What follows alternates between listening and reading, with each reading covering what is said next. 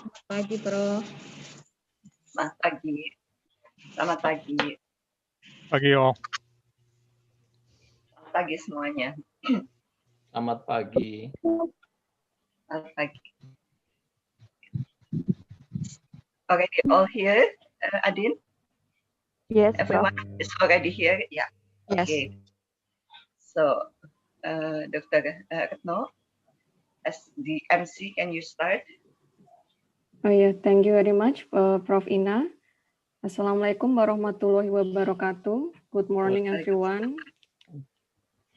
First of all, I would like to welcome the head of the Master Program in Biomedical Science, Professor Dr. Rernat Septelia Inawati Wanandi. Welcome to the event, and also for our honorable speakers, Professor Taruna from the School of Pharmacy, Pharmaceutical Chemistry, Kansas University, United States of America. And then for our honorable speaker, Professor Hee Jae Lee from the Kangwon National University, South Korea. And also for Dr. Irawan Satrio, the president, founder of the Tissue Pro Technology, United States of the America. And also for our moderator, Dr. Wawai Muli Arozal, MBiomed PhD. And also I would like to welcome all of the audience who attend today's event. Welcome to our forum, BIOMEDIKA. The title is The Recent Breakthrough in Neuroscience. So this event is being supported by Master Program in Biomedical Science and also UI Diaspora Scientist Invitation Program, or DPS DPUI. And first of all, I would like to welcome Professor Dr. Rernat Septelia Inawati Wanandi to give the speech and also greeting speech and also open this event. So please welcome Prof. Septelia Inawati Wanandi. Yes. Thank you very much, the MC, Dr. Retno Wahyu. Assalamualaikum warahmatullahi wabarakatuh. Very good morning. Yes, very good morning, ladies and gentlemen, students, all students. Welcome to the e-Forum Biomedica today. First of all, I would like to welcome our three honorable guest speakers, Professor Taruna, Dr. Irawan Satrio Tomo, MD, and also Professor Hee Jae Lee. And the last, also the moderator, Dr. Wawai Muli Arozal. We are delighted to have both speakers who are experts in the field of neuroscience in this forum today.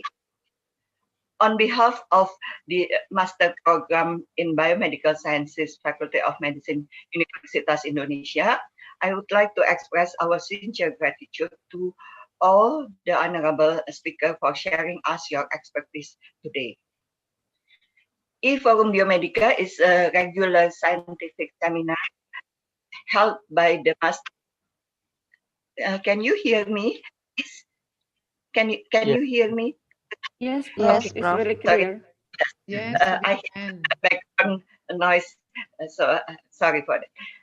E-Forum Biomedica is a regular scientific seminar held by the Master Program in Biomedical Sciences, Faculty of Medicine, Universitas Indonesia, for our students and also for all biomedical scientists in Indonesia in general. Today we have about 280 registered participants, and we also open this forum electronically, our YouTube channel. The MPBS FMUI was established in 1979. Our program is the oldest, the first graduate program in Universitas Indonesia, and for the biomedical science program, also the first in Indonesia. Our vision is to be one of the leading biomedical education centers in Southeast Asia and focus on translational research. After assessed by the ASEAN University Network last year. This year, we received a funding from the Universitas Indonesia for the international academic reputation through several collaborative programs, such as the UI Diaspora Scientist Invitation. So we invite Professor Taruna as the UI Diaspora Scientist, and also for the international benchmarking program, we invite Dr. Irawan Satrio, MD PhD, for as an external reviewer for our international benchmarking. He is the he represents from the industry, and here we also Prof. Hijeli, the visiting professor from Korea, South Korea. Thank you to BPA SDP UI for facilitating us with this funding. We are very grateful that all the speakers has accepted our invitation to be our professor, to be the diaspora scientist, and also the external reviewer and visiting professor in our program. We also plan to invite the all professors to have another events, such as collaboration in neuroscience, since we are planning to open the new concentration in neuroscience, our master program. So we need support and help from all the professors that are here, that are experts in neuroscience field.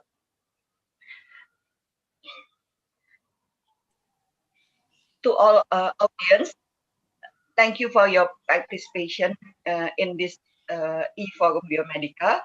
Hope you enjoy this meeting and have an inspiring insight and fruitful discussion from the speaker. Have a good day. Thank you very much. Wassalamualaikum warahmatullahi wabarakatuh. Waalaikumsalam. Waalaikumsalam warahmatullahi wabarakatuh. Thank you very much, Prof. Ina. And we will move to the photo session, maybe, Prof. So Yes. please, all of the participants, please turn on your video. So you have the photo session with the speaker. Yes. So Mbak Adin, bisa membantu Mbak Adin? Yeah, I will take the photo 3 times. The first one, 1, 2, 3. And the second one, 1, 2, 3. And then the last time, 1, 2, 3. Thank you. Thank you, Adin. Yeah, thank you, Mbak Adin. So we will move next to the main event of today's. So I will pass this time to our moderator, Dr. Wawaimuli Arozal, MBiomed, PhD. So please, Dr. Wawaimuli. Okay, thank you very much, Dr. Retno. So good morning to everyone. Good morning to every participant and also our honorable speakers. Welcome to our webinar session entitled Recent Breakthrough in Neuroscience. So I am Dr. Wawaimuli. I will be facilitate this session. So today we have 3 speakers. So the first one will be Professor Taruna, and then Professor Hijeli, and the last one is Dr. Satrio. So I will inform the regulation of this session. So after complete the speaker one, the first speaker complete presentation. My voice is clear right now? Yeah. Yeah. Okay. Yes. Yeah, Doctor. Okay, so I will inform the regulation of this session. So after finish the first speaker, so all participants can directly ask the question to the speaker or by chatting. So you can show the question either by English or bahasa. So maybe with I will start this session with I invite the first speaker, Professor Taruna. So before his presentation, I would like to share his CV. Okay, everyone can see. Yes. So Professor Taruna, Professor Ayat Heru Higuchi Distinguished Professor. He was born in Medan, and then now stay in Kansas and work in University of Kansas in the United States of America. So the education background of Professor, he was graduate from chemistry in University of Indonesia, and then complete the master degree in organic chemistry also from University of Indonesia, and then complete PhD degree from University of Arizona, and then continue for a postdoctoral program in University of California. So he has a publication. I noticed 200 publications, international publication. Now he director and global health and research school of pharmacy in the University of Kansas. So the research interest of Professor Siahaan is only utilization of cell adhesion molecule on the cell surface of enhancing drug permeation through the intestinal mucosa and blood-brain barrier. So I think this is all the briefly curriculum vitae for Professor Taruna. So without further ado, I would like to invite our honorable speaker, Professor Taruna, to start this lecture. Please. Okay. Taruna. Okay, thank you. Thank you very much. You can hear me, right? Okay. Yes. Okay. Yes. All right. So I'm going to share screen.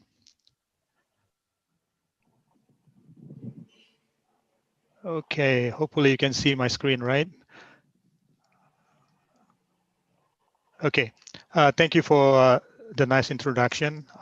Good morning, everyone. So my topic today is I'm going to talk about peptides and proteins, potential treatment for brain diseases.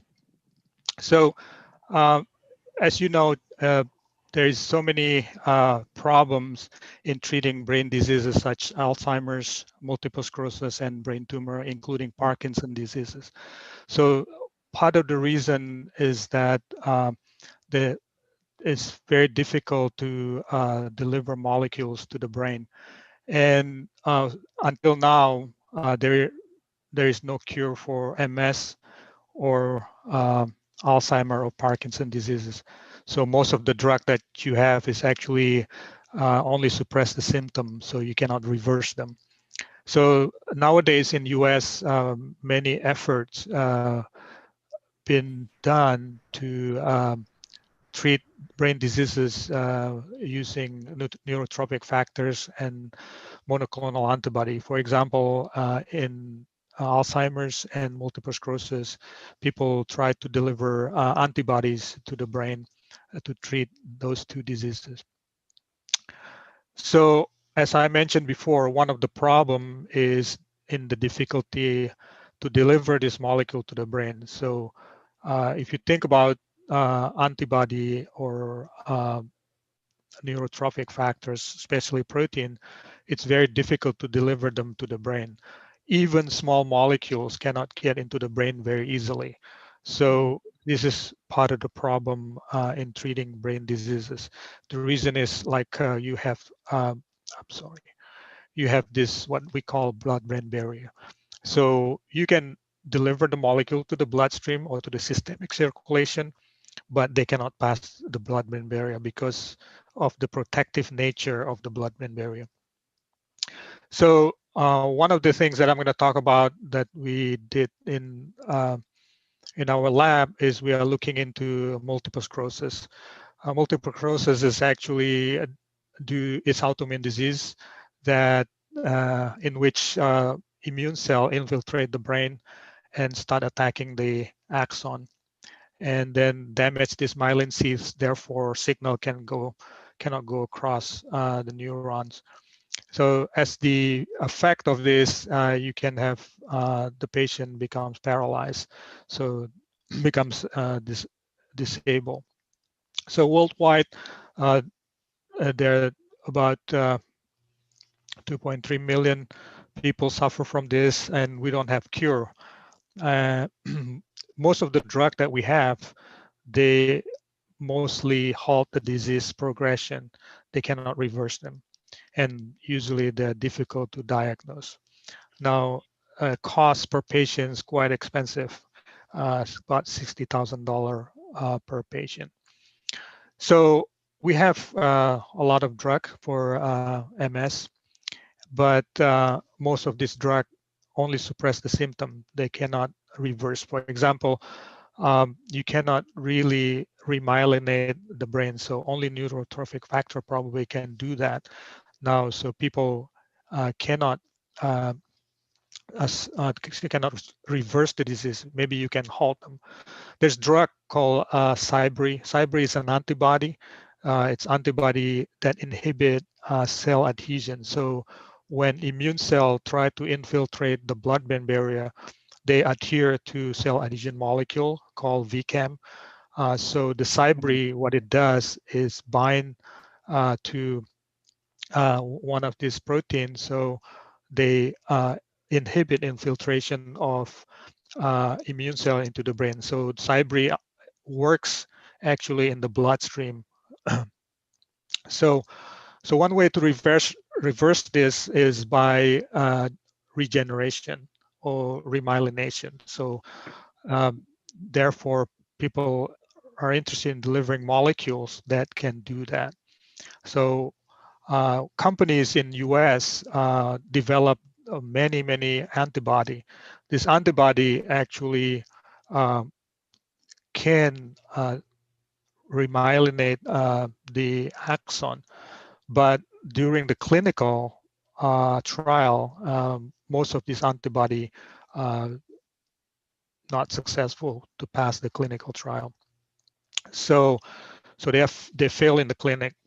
Then the alternatives, people thinking about neurotrophic factors such as BDNF, NGF, and IGF-1. So in our study, we are thinking about BDNF because it's well studied and people have been working on this for a long time. So that's the topic that I'm going to talk about, how we deliver BDNF to the brain. So the other disease that we are trying to do, and we is looking into Alzheimer's. So again, this is a lot of people suffer from this, and majority of them 65 or older, especially in US.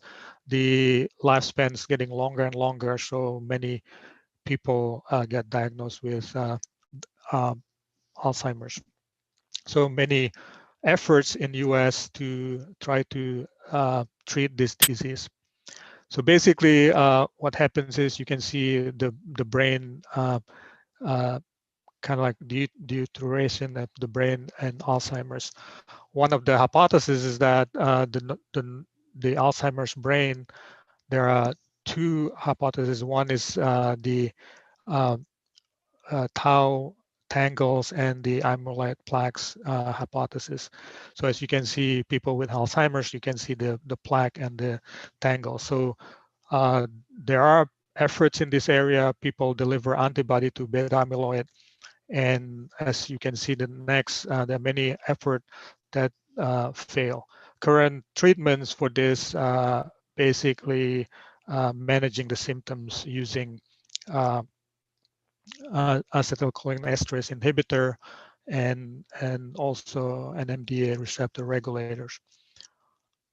So many companies try to look at ways to reverse the disease, and they develop anti-beta amyloid, but this antibodies, there are 7 of them failed in the clinic. Recently, a company has claimed that adenosumab has some efficacy in Alzheimer's patient, although the approval is still pending, so the jury is still out on this. So from our perspective, is one of the problem here is the difficulty to deliver this huge molecule. Antibody is 150 kD. Even small molecule cannot go across the blood-brain barrier. So if you think about large molecule like this, it's not as easy to get into the brain. Although there is hypothesis that antibody get into the brain using the FC receptor. So one of the thing with antibody is that they are quite stable in the blood. The reason is they bind to FC receptor, they get protected and get into the cell, get protected from a lot of enzyme in the blood. So that's one of the reason a lot of company working with antibodies. So the other alternative, as I said, same with MS, the possibility of delivering BDNF to the brain is one of the things that we can do to solve the problem. So BDNF is actually a dimeric, and it's about 13 kD as a monomer. They work as a dimer, and they activate CREB signaling. And then one of the hallmark of this, when you deliver BDNF in the brain, and then you can see for correlation of TRKB. So the other thing that you can check if you are successful in delivering BDNF, there are other marker like ERK1 and ERK synthesis, so you can detect this. So in our work in the future, as you can see, we can look at this marker to see if we deliver BDNF. So people have treated actually MS by delivering BDNF via ICV. Now, obviously, this is pretty invasive, so it's not convenient. Obviously, patient won't like to go through this process because you have to drill the skull and then deliver them into the brain. It's kind of dangerous. So if you can find a way, a more comfortable way to deliver the molecule by delivering them via intravenous injection, then probably it will be helpful to the patient to do this. So our efforts in my lab is try to deliver proteins, including BDNF, antibody, and other proteins via IV or via carotid artery here, and to improve the delivery of this protein into the brain. And we use animal model for MS and Alzheimer's, also brain tumor, to solve that problem. I don't have time probably to talk about the brain tumor, but I'm going to focus on the BDNF on animal model for MS and Alzheimer's. Okay. So for those of you familiar with this, how do you overcome the blood-brain barrier? So basically, the blood-brain barrier is the microvessel that goes through your brain.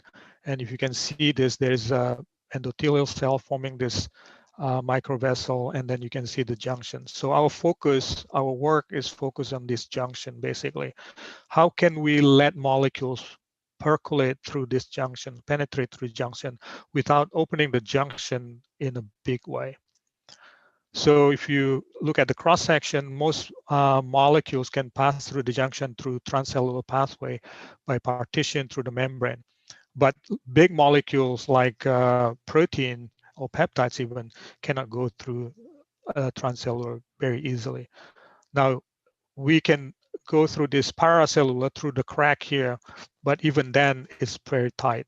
So for that, if you ever heard about Lipinski rule, if for molecules to pass through the transcellular, they have to to have certain physicochemical properties, usually molecular weight less than 500 Dalton. So if you can imagine, antibody is like 150 kilodalton and has to have a log P less than 5, and the hydrogen bonding donors less than 5 and 10 for acceptor.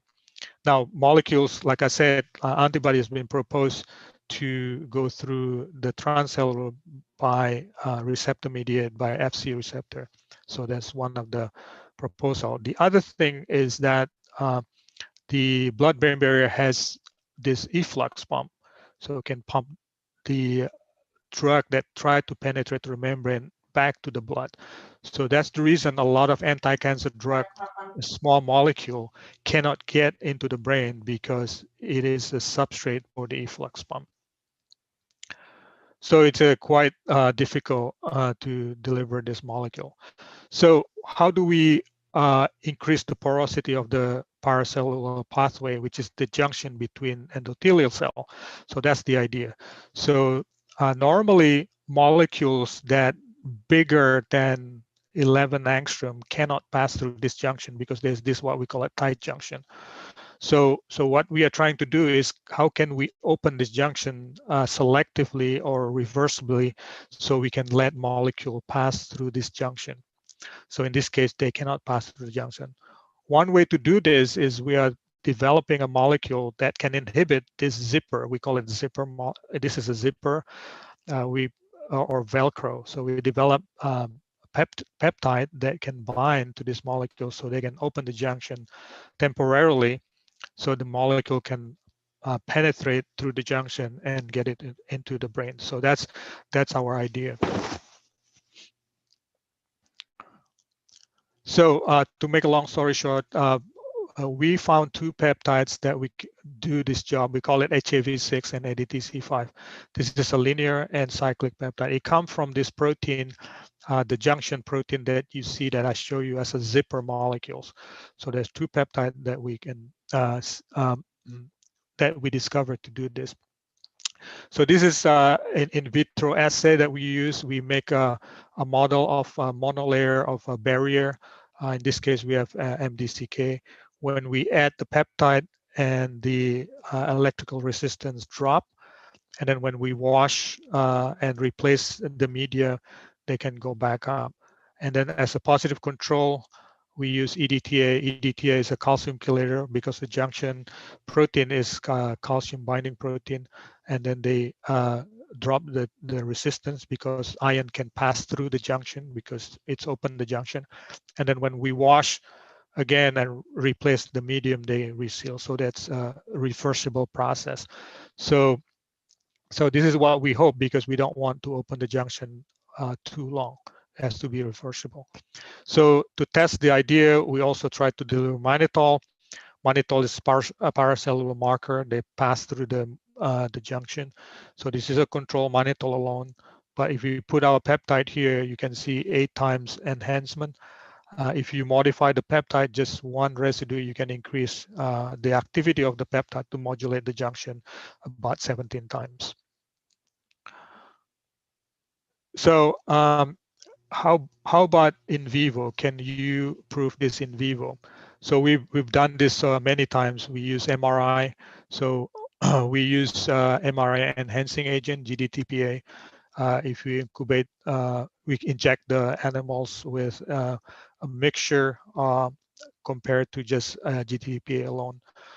We can see the brain scan. So here, if you can see at time 0, this is a control, and then this is with the peptide. Then after 9 minutes, you can see in the mixture between the GDTPA and HAV peptides, a lot of them in the brain here.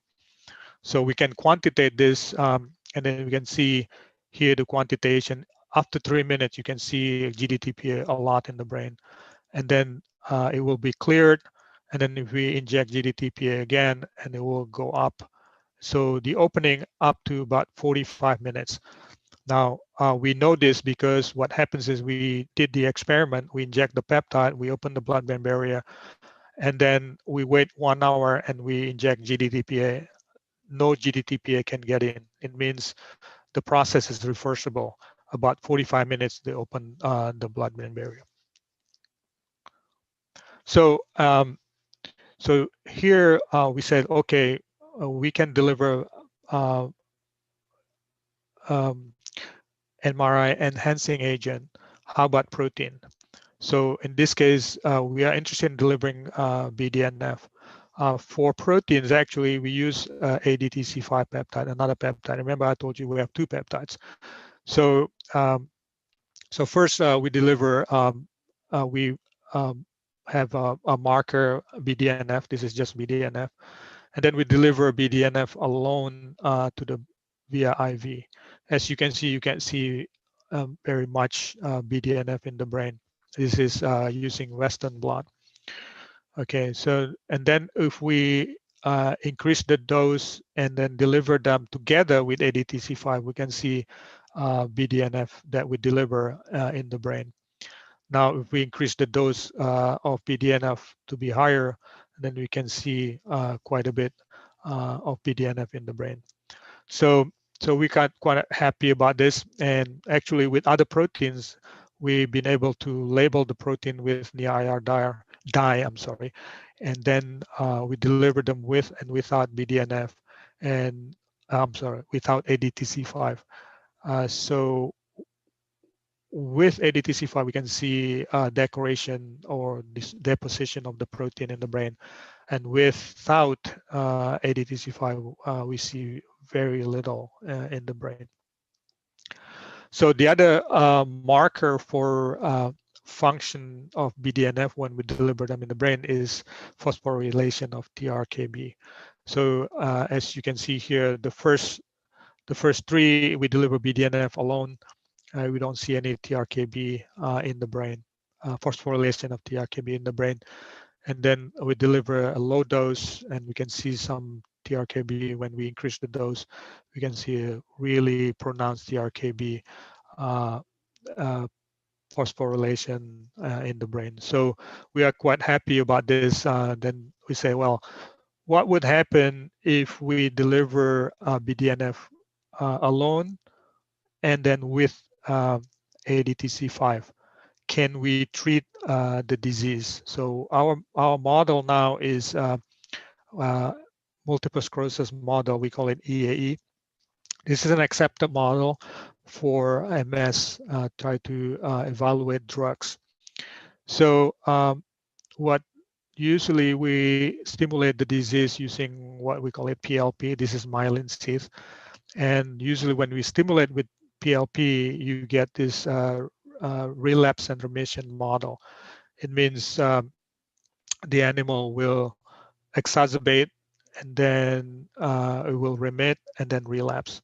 So when you stimulate the disease, what happens is the tail becomes weaker, and then as the disease progresses, you can see the hind limbs become even weaker.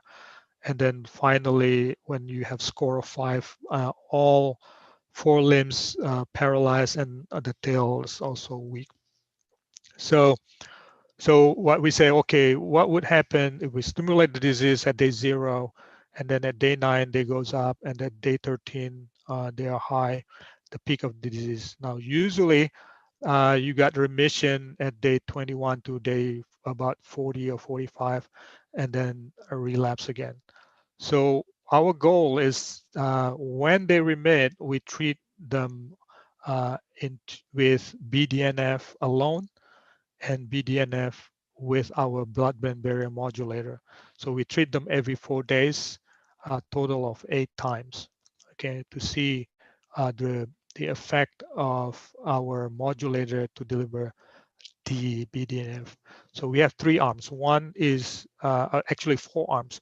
One is PBS alone, which is a control, and then we deliver our modulator alone, and then we deliver BDNF alone, and then we deliver BDNF with our modulator. So as you can see, we can look at the score. You can see here the exacerbate and then remit.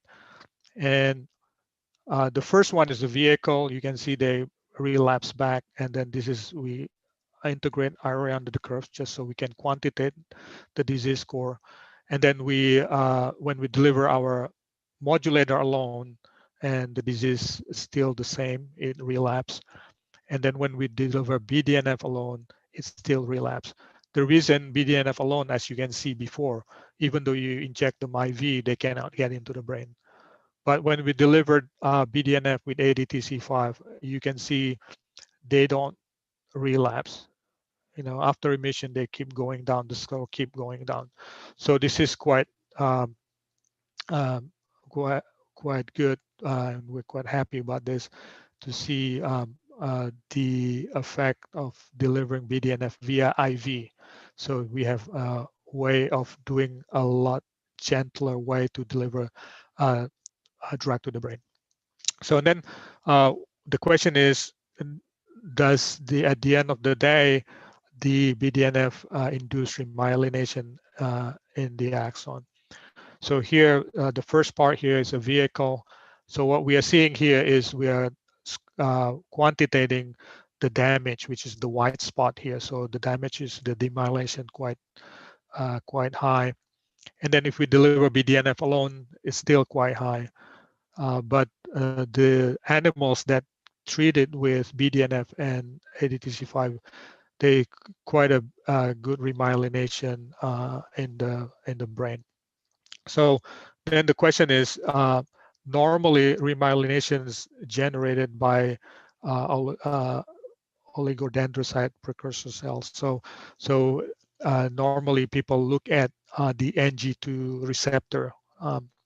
So the cell has NG2 receptor, so we can do antibody binding to that cell, to the NG2 receptor. So this is a negative control. And then when this is the brain of animal, in the corpus callosum, we look at that get treated with vehicle, not much of NG2 there. And then the one that got treated BNF alone is pretty low.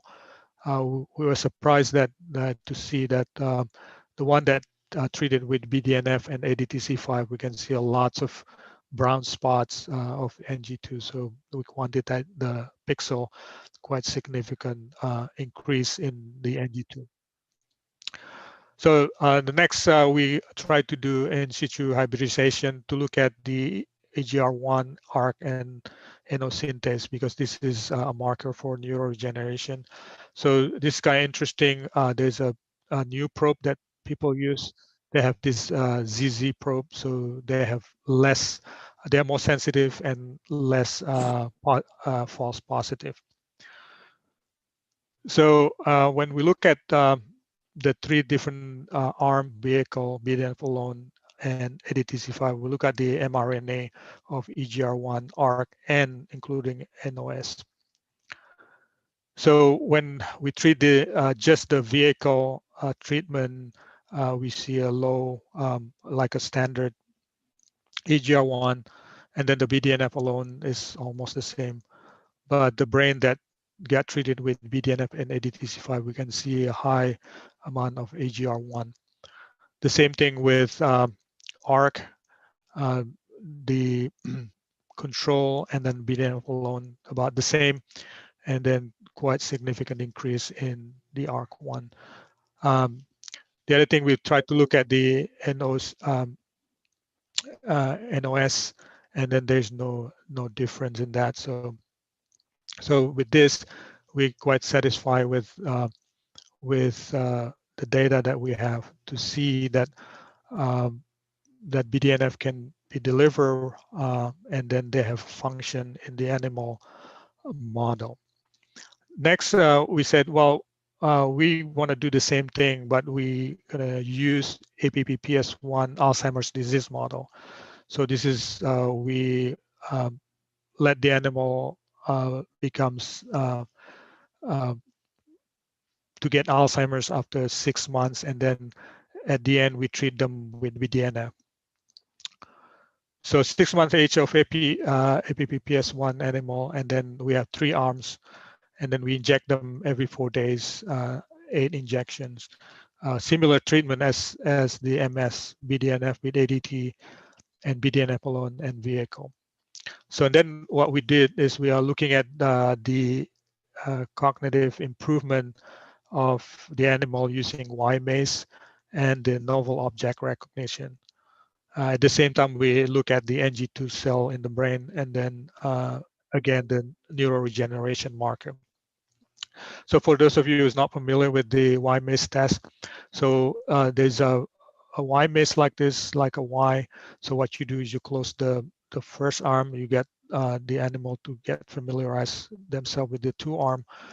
And then we open the arm, and then we monitor using video and to see if they explore the other arm. So after we got the baseline, we look at the treatment. So looking at this, we compare 3 arms. One is the animal that is treated with vehicle alone, and then BDNF alone, and then BDNF with ADTC5. So here we look at the percent time spent in the third arm when we open them. And when we have the vehicle compared to BDNF alone, they are almost comparable. But when we have we open the third arm, when we look at the animals that treated with BDNF and ADTC5, we can see the increased time spent in the third arm. So indicating that this animal has better cognitive function than the other 2 groups. And we also we look at the number of entry, almost similar to the percent time spent. The BDNF alone and vehicle, they are almost the same. And then the BDNF with ADTC5, they are a lot more number of entry in the open arm, the new arm. Next, we look at the novel object recognition test. So in this case, we are familiar with the mice with the 2 same object, and then after a while, we change one of the object. So if the animal presumably has a better cognitive function, they will explore the new object. So the more they explore the new object, they have a better cognitive function. So here is the data. The vehicle, we have low curiosity with the new object, and then for the BDNF, slightly better. But when we have ADT C5 deliver the BDNF, we got quite significant time interacting with the novel object. So we look at the total time interacting with both object is almost the same, except the animal that treated with BDNF and ADTC5, they are more curious and they look at the novel object more than the other 2 groups. So, and then we try to look at, does BDNF change the amount of plaques in the hippocampus? We know in the literature there is no effect on this usually, and then we confirm that we don't see the change in the plaques in the hippocampus. Saya ingat ya dok ya, dia itu ini kemarin tuh apa sih, makan bakso gitu loh sama kakaknya. Can somebody mute that? Jajan bakso gitu sama kakaknya gitu. Sebelumnya Mbak, can somebody mute? Belum sih dok ya, baru kesini aja, baru ke dokter ini. Can somebody mute the? Yes, just a moment.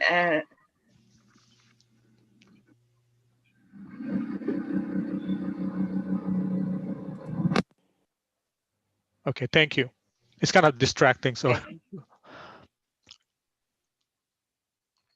So we notice, and then there's no effect in the on the plaques. So how about the NG2 cells? So we look at just like in the MS model, we look at the upregulation of NG2 cell, and the vehicle group and the BDNF alone we didn't see any enhancement in the NG2. But when we look at the BDNF and ADTC5, you can see the increase in NG2 cells in the brain. Similarly, we are looking at EGR1, ARC, and then MAPK. So as in the MS, we can see that vehicle and BDNF alone is similar, but when we treated them with BDNF and ADTC5, we can see it an increase in the EGR1 and ARC, but we don't see any difference in the MAPK. So after this, we are interested in looking at antibody because we are working with a company that asking question, can you really improve the antibody? For example, beta amyloid antibody is kind of fail in the clinic. Maybe we can improve the delivery of antibody. So we've been working on antibody, and I don't have time to show you a lot of data here. But antibody, as you see, is 150 KD, which is pretty huge, bigger than BDNF. So here we have 4 animals injected with the antibody alone. So basically, the antibody is conjugated to near IR dye. So there are 4 animals here. You can see very faint amount of antibody in the brain. But when we deliver them with ADTC5, this is you can see the enhancement of antibody in the brain. The movement there is actually about 8 level of scan of the brain using near IR fluorescent scanner. So it's about the increase is about 4 times. So the experiment is actually we inject the antibody alone or the antibody with our modulator, and then after 15 minutes we sacrifice the animal and then scan the brain. So it's pretty short. In a short period of time, you can see the increase of the antibody in the brain.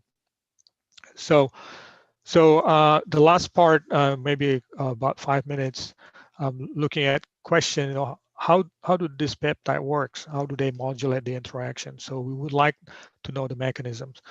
So as you know, we can study the binding side of the peptide to the protein using NMR. So we use this HSQC NMR. So what you're seeing here is the connection between the N and the nitrogen and hydrogens of the protein. So we express the protein with N15 label. When we titrate the protein with the peptide, then if the peptide bind to one side, therefore the NH chemical shift will shift. Like for example here, the serine 78, you can see it was here before. As you increase the concentration of peptide, because it bind to serine 78, they move because the peptide sealed the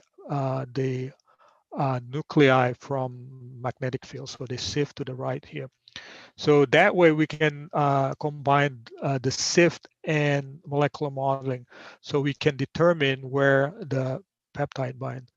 So we, as I mentioned before, we have 2 peptides. One is HAV6 and ADTC5. We have done this study that we know the binding site is quite different.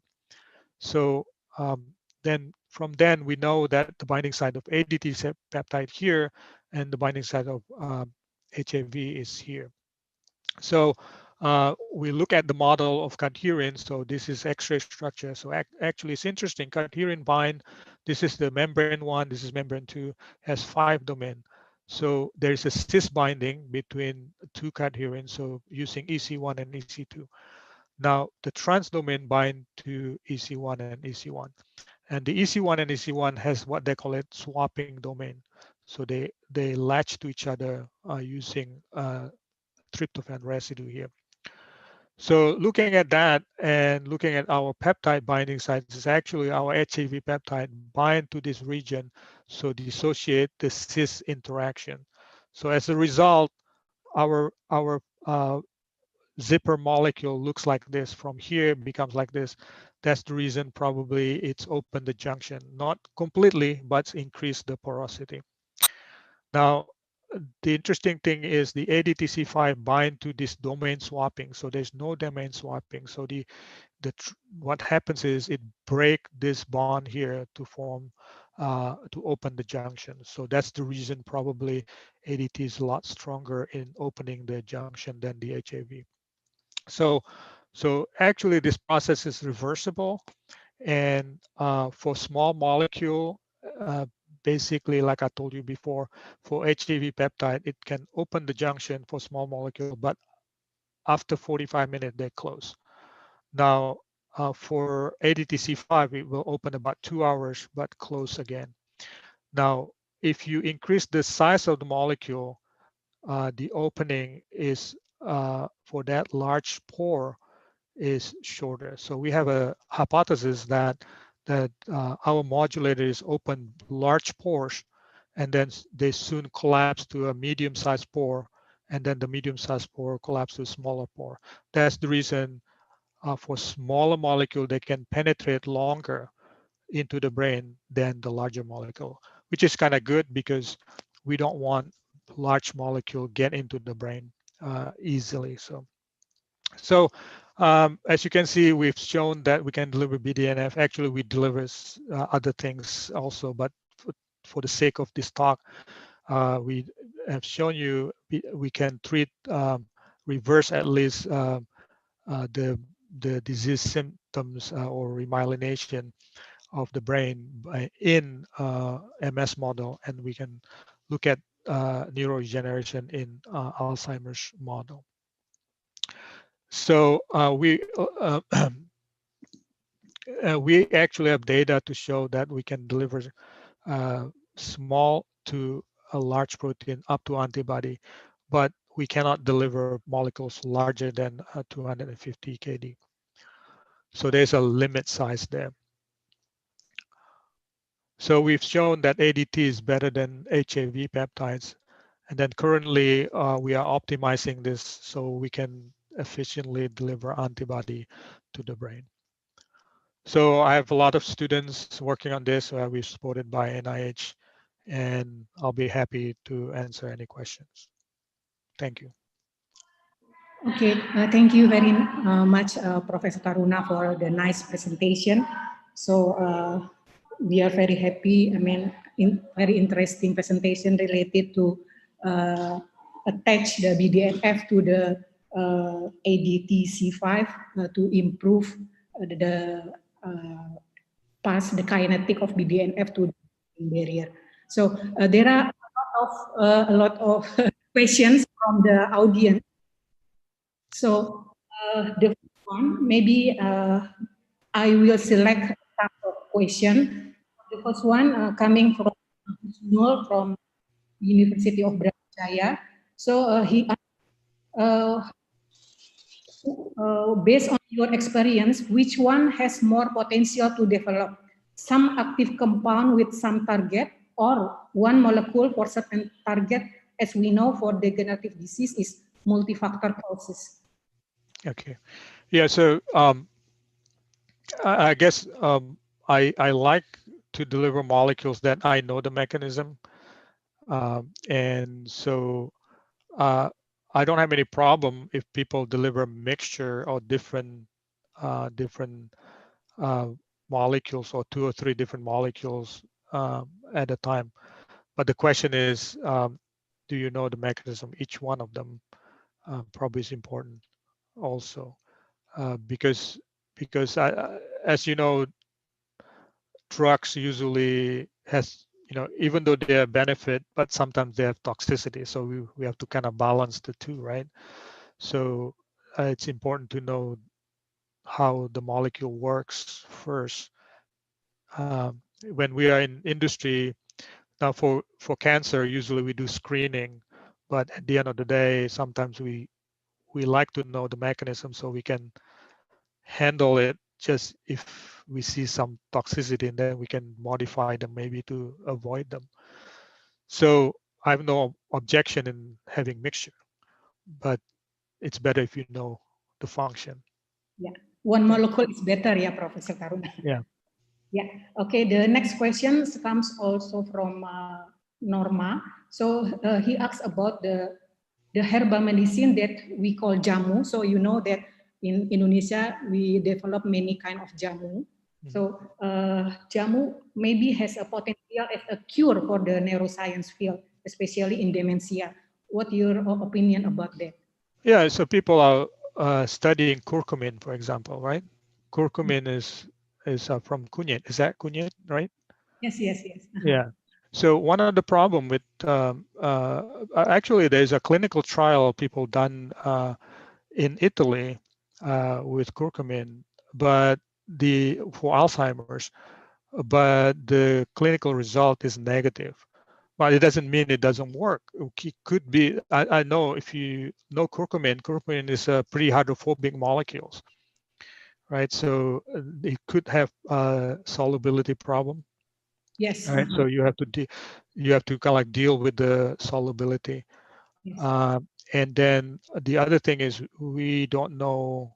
And people show that, I think before that clinical trial, people show in the animal model they passed the blood-brain barrier. Now the question is, what dose do you need to pass through the blood-brain barrier to have an effective drug, right? Efficacy, I guess. So one of the problem, as far as I know, curcumin has a problem with solubility. So Solubility. people need to kind of look into way to do that. Now people try to formulate them using nanoparticles, using liposome.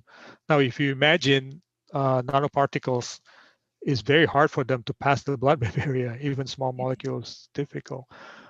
But if you find a way to do it, and now people use microbubble using ultrasound. So they use particles like almost like my cell, but they improve the delivery using ultrasound. Now they show in the animal model they have efficacy in neuroregeneration in the brain. Now, what is the effect of those ultrasound, repeated use of ultrasound in your brain? I'm not sure. So. Okay, thank you very much, Prof. Taruna. So another question from Dr. Martina. So she asks about the herbal also that claim have BDNF, a lot of BDNF. I don't know what kind of herbal. So it is possible that herbal can buy orally, then effect for the neuroplasticity of the brain. Yeah. So if you it's hard for me to believe that even though the herbal has BDNF, in our study, BDNF alone is not going to work. You cannot pass through the blood-brain barrier. So when I start my work here at KU in '91, which is 29 years ago, a lot of funding by NIH to support delivering BDNF into the brain, and all fail. So without success. So NIH after 5 years stopped those funding. There's no funding because nobody able to do that. So that's the reason we are using BNF as our marker, because people are interested in doing that. Now it could be that the herbal molecule in the herbal may be a small molecule that stimulate generation of BDNF in the brain. That could happen. But if it has BDNF alone, I cannot believe that. But it could have a small molecule that can penetrate the blood-brain barrier and stimulate the production of BDNF, because we produce BDNF in our brain, right? So in fact, people have studied that for Alzheimer's patient, if they exercise, so when we exercise, we generate lots of BDNF in the brain, right? It's been studied here that Alzheimer's patient that exercise, their cognitive function is better than the one that's not exercise. And they've done in animal study, they see the increase in BDNF when you exercise. Now, it could possibly that the herbal has a small molecule that can trigger the production of BDNF, but I cannot believe it has BDNF that can pass through the blood-brain barrier. It's hard to believe. Yeah. Thank you very much, Professor Taruna. So I we understand the point. So, I mean, the other question from also from the speaker, Prof. Lee. So, happy birthday to you. This is your tomorrow in the US is my birthday. okay. Well, here is still November 30th. So tomorrow is December 1st. Yeah. Okay, you happy always. Thank you. Thank you. So Professor Lee asked the question about the role of a blood-brain barrier in preventing the pathogen in the brain. So the question is, after you treat it with ADTC5 modulator, did you see any activation of microglia? And also, how about the other inflammation factors? Yeah. Very, very good question, Dr. Lee. Yes, we've done this before. So it's always happened if you modulate the blood-brain barrier. It could happen that you have inflammation. We did animal study and we didn't see any astrogliosis and inflammation in the brain. Now, I know if you're familiar with Dr. Ed Newalt. Ed Newalt is the person who deliver anti-cancer drug to treat brain tumor patient using hypertonic mannitol, which is they call it osmotic delivery. So what he does is he injected anti-tumor drug through the carotid artery here using 30% mannitol. So hypertonic solution will shrink your cell, right? So it shrink the blood-brain barrier, and it's actually open the blood-brain barrier non-selectively. So let molecule pass through. And in his study, usually has a side effect. The side effect is inflammation and astrogliosis. So, but in our case, we don't see that. We look at animal model. We didn't see any of them because our method is modulating only one fraction of the Velcro. So if you look at the structure of intercellular junction of the blood-brain barrier, there is occludin, claudin at the top. We got nectin and cadherin, and we've got desmosome at the bottom. What we're modulating is only a fraction of the adherent junction at the bottom. So although they are connected to the top through Z01, catenin, it's open, but it doesn't open like when you shrink the cell using mannitol. So the short answer is we didn't see those two, inflammation, astrogliosis. Yeah. Very good question. Okay, thank you. So if we have any time, we still have time. So I think so. Okay. Maybe. Yeah. So next questions coming from Suharti. So she asked about the mechanism of ADT5 to make BBB permeable, and it is only permeable for specific to BDNF or what else? Okay. Yeah. So the use of the ADTC5 or HAB peptide, we use it as if you want to call it like adjuvant, almost like adjuvant. So if you have any drug, any molecules, you just mix them together. We don't have to do chemistry. We just like mix them together, because the function of the peptide, the ADTC5, is just to open the junction. So if you have high concentration of drug that you want to deliver in the blood, they will percolate, penetrate to the junction. Now, because of this binding, it's just protein interaction, so it's like an equilibrium. Now, sooner or later, your peptide will be cleared. So when it's cleared, it will reseal the junction. So that's the reason we see only 1 hour for ADT for small molecule, and then 2 hours opening for for HAV is 1 hour, less than 1 hour. For ADT is 2 hours, because they sooner or later they got degraded.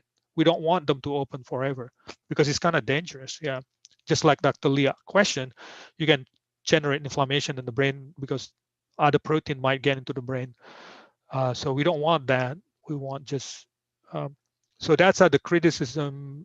Part of the criticism in our method is because we are playing with the blood-brain barrier. It's kind of dangerous, but as you know, anything that you do, you have to kind of like know exactly how to do it, right? So you fine tune it. So the ADTC5 can be purchased commercially. You can make it yourself. Oh, we can make by ourselves. I mean, Yeah, manual. we synthesize it ourselves. Oh, okay. Yeah. Okay, Yeah, people who so, know how to synthesize peptide, they can make it. oh, I'm not, I don't know about that. Okay, so next question from Gallery. So he asks about is there any latent waste time after 60 minutes of ADT5 administration on animal model? So what is the recommended interval in first and second administration in the latent phase? Okay. And then, Yeah. So like I said before, so let's. So it's different molecule, different size of molecules. The opening is different, the length of the opening. So when we, for example, let's look at ADTC5. So if you deliver small molecule, right? ADTC5 can still penetrate the brain after 2 hours incubation. Okay, but for albumin, for example, which is 65 kD, after 20 minutes is close. For antibody, if you wait 10 minutes, it's already close. So depending on the size of molecule that you deliver. So for antibody, if you deliver the ADT and then wait 10 minutes, no antibody get into the brain because it's close already. The size of the pore is already close.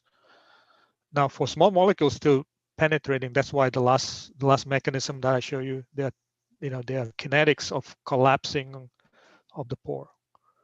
So that's the one that we are studying right now. How long, how big? Yeah, we have to fine tune that. okay, sorry. Next question from the same participant. So he asks about the effect of on the tau protein, Professor.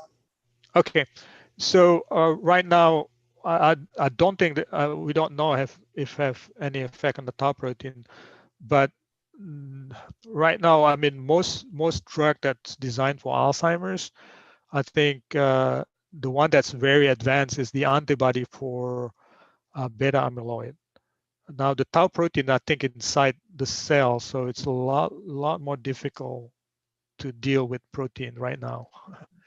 You have to have other ways to do it. So people try to deliver enzyme inhibitor for secretase, try to prevent degradation of beta amyloid, APP to beta amyloid. The most advanced one right now is just antibody to beta amyloid. Antibody.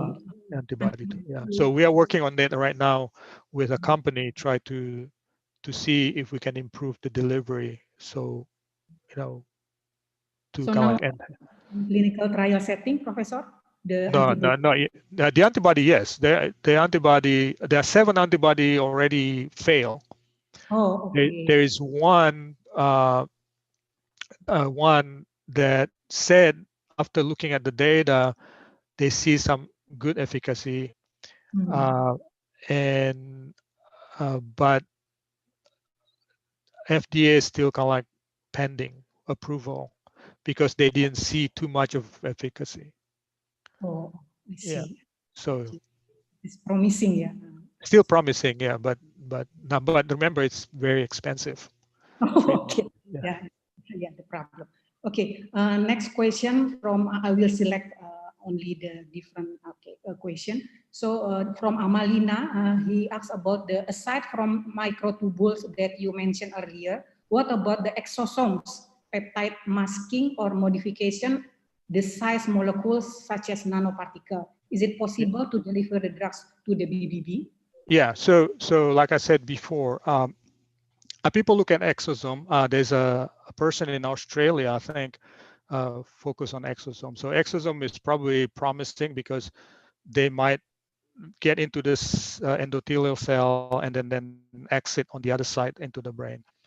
But there are methods that people use, for example, transferrin receptor antibody. So people look at transferrin and bind to the to receptor, and because transferrin receptor is high expression in the blood-brain barrier, but what they see is not much molecule. The antibody can't go into the brain side. It can go to the brain side, but the antibody never release from the receptor, so they cannot really effectively diffuse to the other part of the brain. So that method is not that efficient right now. So going into the cell using nanoparticles might be trapped in the lysosomes. The same thing with the antibody that bind to transferrin receptor. They got degraded in the lysosomes. They never passed through the cell into the other side. They did pass, but after pass is not very efficient, and then they're going to get released and then diffuse to the site of action. So it's a difficult problem. I mean, this is the area of research that you guys should look at. it's a flush with questions to do. Yes. Okay, thank you. Maybe this is the final question, Professor. Yeah. So someone asked about the ideal time to check the Y maze for the rat. Maybe we can also perform in neonatal rat. Is it possible or not? I'm not too familiar with the neonatal. To be honest, we collaborate with experts of Alzheimer's disease to do this. So we use just our animal APP model and then triple transgenic model that's already like 6 months old. So I cannot answer that question. But the Y maze is quite sensitive. So we have recording, so we record them, so we can check the time, the entry, and so we have a sophisticated recording system to do this. My collaborator did, and my student worked with them. So okay, thank you. That's the two that I presented is accepted model for cognitive behavior, at least for Alzheimer's. Yeah, people use this all the time. Yeah. So maybe in the next speaker, Professor Lee will explain about the check the behavior in neonatal, prenatal, in the second speaker. So I think this is all the questions from the participant. Yep. So I don't want to conclude this session. So it's very nice presentation, Professor Taruna. So if someone want to ask question to Professor Taruna, maybe they can send email to you. Is it possible? Yes, possible. siahan@ku.edu. Just my last name at KU. KU is Kansas University.edu. Very simple. So we will share to all participants.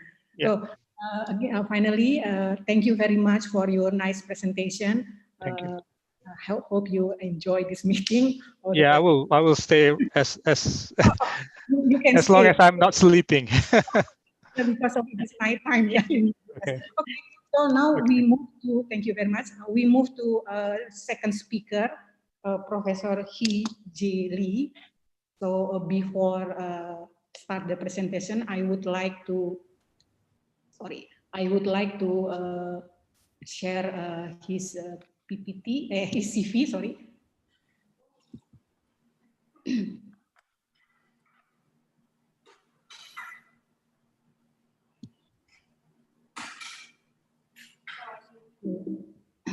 So can you see? Okay. Everyone can see? Yeah, Doc. Okay, so Professor Lee Hee Jae is graduate from Department of Genetic Engineering from Korea University, and then got his Master of Science as well as also Master of Medical Science from Seoul, Korea, and then completed the Doctor of Philosophy in Kyuhee University, Seoul, Korea also, and then got the GSPS Ronpaku from Kyushu University, Japan. So there are a lot of experience related to the research fields. So nowadays he's a professor in Department of Pharmacology, School of Medicine, Kangwon National University. And also now he's stay in Jakarta as a research scientist in our department. So Professor Lee is the major fields of interest is mainly in neurophysico-pharmacology, pharmacogenomic, as well as also herbal medicine and medical education. So there are a lot of publication. The Scopus index is about 22. So that's all from the CV of Professor Lee. So time is yours, Prof. Lee, to share your presentation.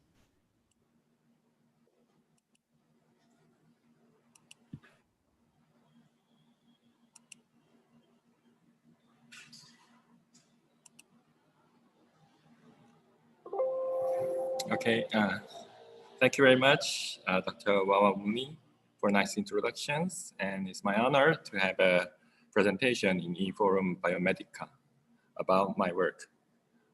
Today, I would like to talk about valproic acid, which has a mitogenic effect on glia precursor during the rat neocortical development. And also, I will show its autistic-like behaviors. Though it could be very unpleasant to look this photograph, it's about the spina bifida. As you know, spina bifida is a birth defect in which there's an incomplete closing of the spine and the membranes around the spinal cord during early development in pregnancy. Recent studies have shown that cortex abnormalities may also be present in patients with spina bifida. For example, frontal regions of the brain tend to be thicker than expected, while posterior and parietal regions are thinner.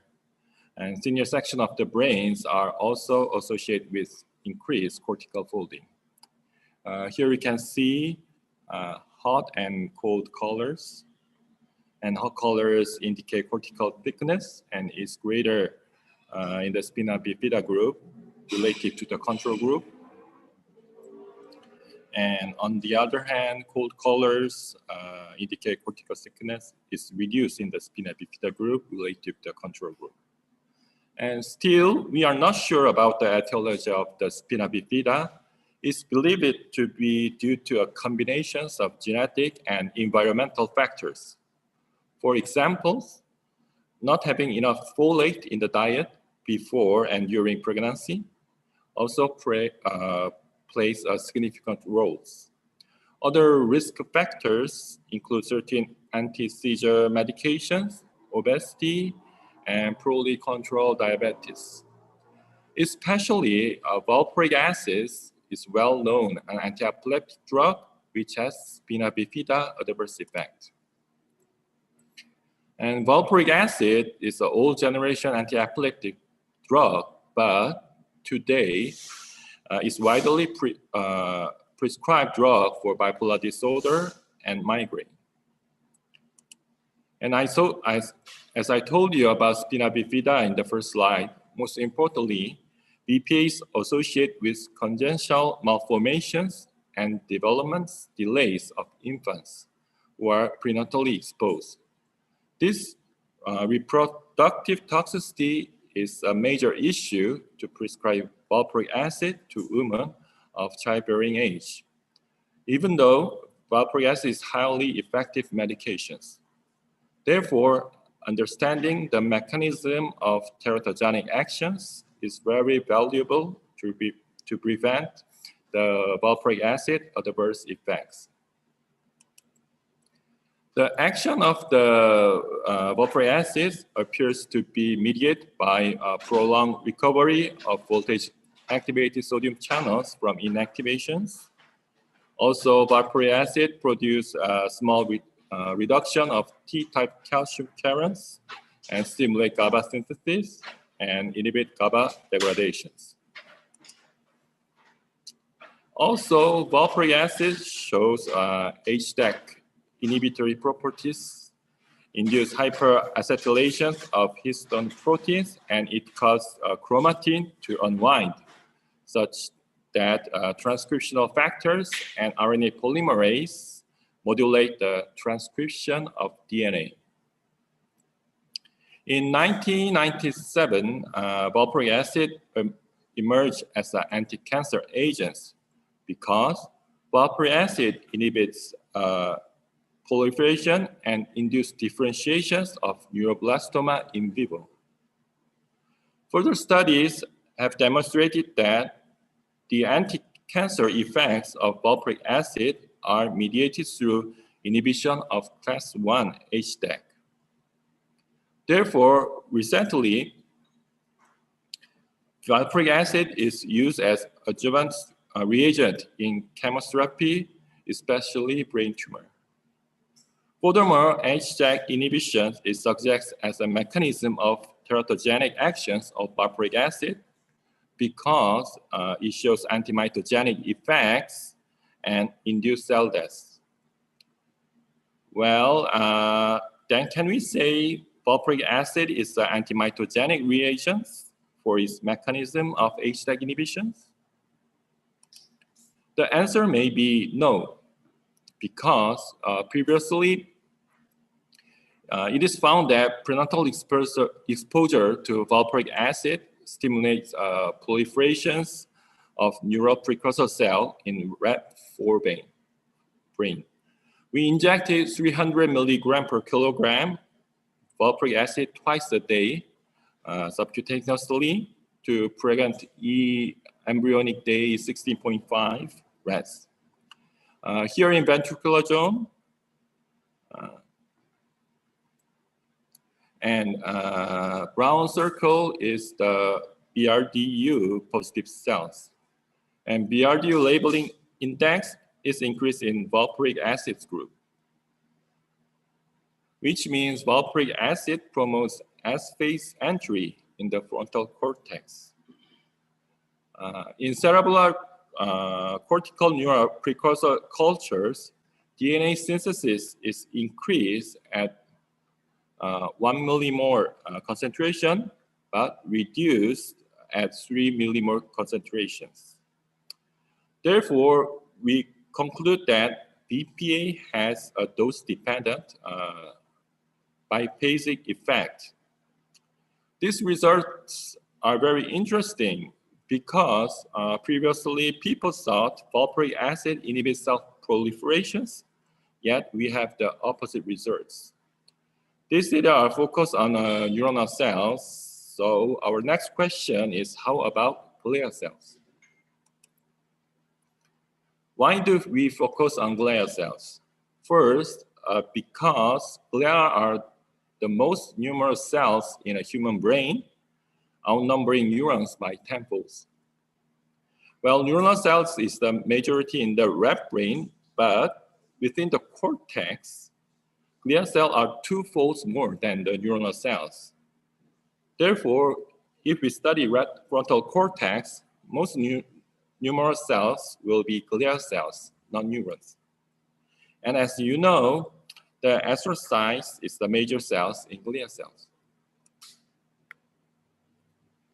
Second, in fact, recent studies indicate that astrocytes are functionally diverse and play critical roles in neurodevelopmental disease, such as Rett syndrome and fragile X mental retardations. At an early postnatal stage, astrocyte promotes synaptogenesis and control of the synapse stabilizations and eliminations during the maturations. Therefore, a precise understanding of valproic acid effects on astrocytes could lead advance in understanding a variety of valproic acid defects during cortical development. So our aim of the study is to characterize valproic acid effects on proliferation and differentiation of glial cells, especially astrocyte on frontal cortical astrocyte precursor cells, both in vitro and in vivo.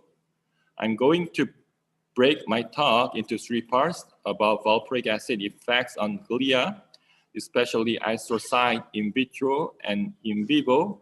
And final, I would like to present about outcome in the animal behavior. First, to study in vitro, a new culture system is required. A traditional primary astrocyte culture takes a long time, more than a week, during which cells are incubated with fetal bovine serum. And such conditions may lead to modified cell character. Also, because we are interested in the developing stage, matured astrocyte is not our target cells. We want to examine valproic acid effect on maturing astrocytes. So we establish a new glia culture system. First, we dissect end of the olfactory bulb and take forebrain cortex on postnatal day 2 rat pups and mechanically dissociate and plate it in tea flask.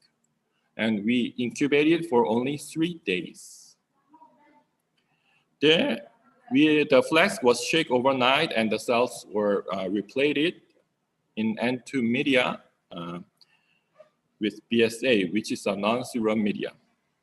To demonstrate VPA effect on cell proliferations, thymidine or BRDU was treated for 2 hours before the next assay. And this is the result.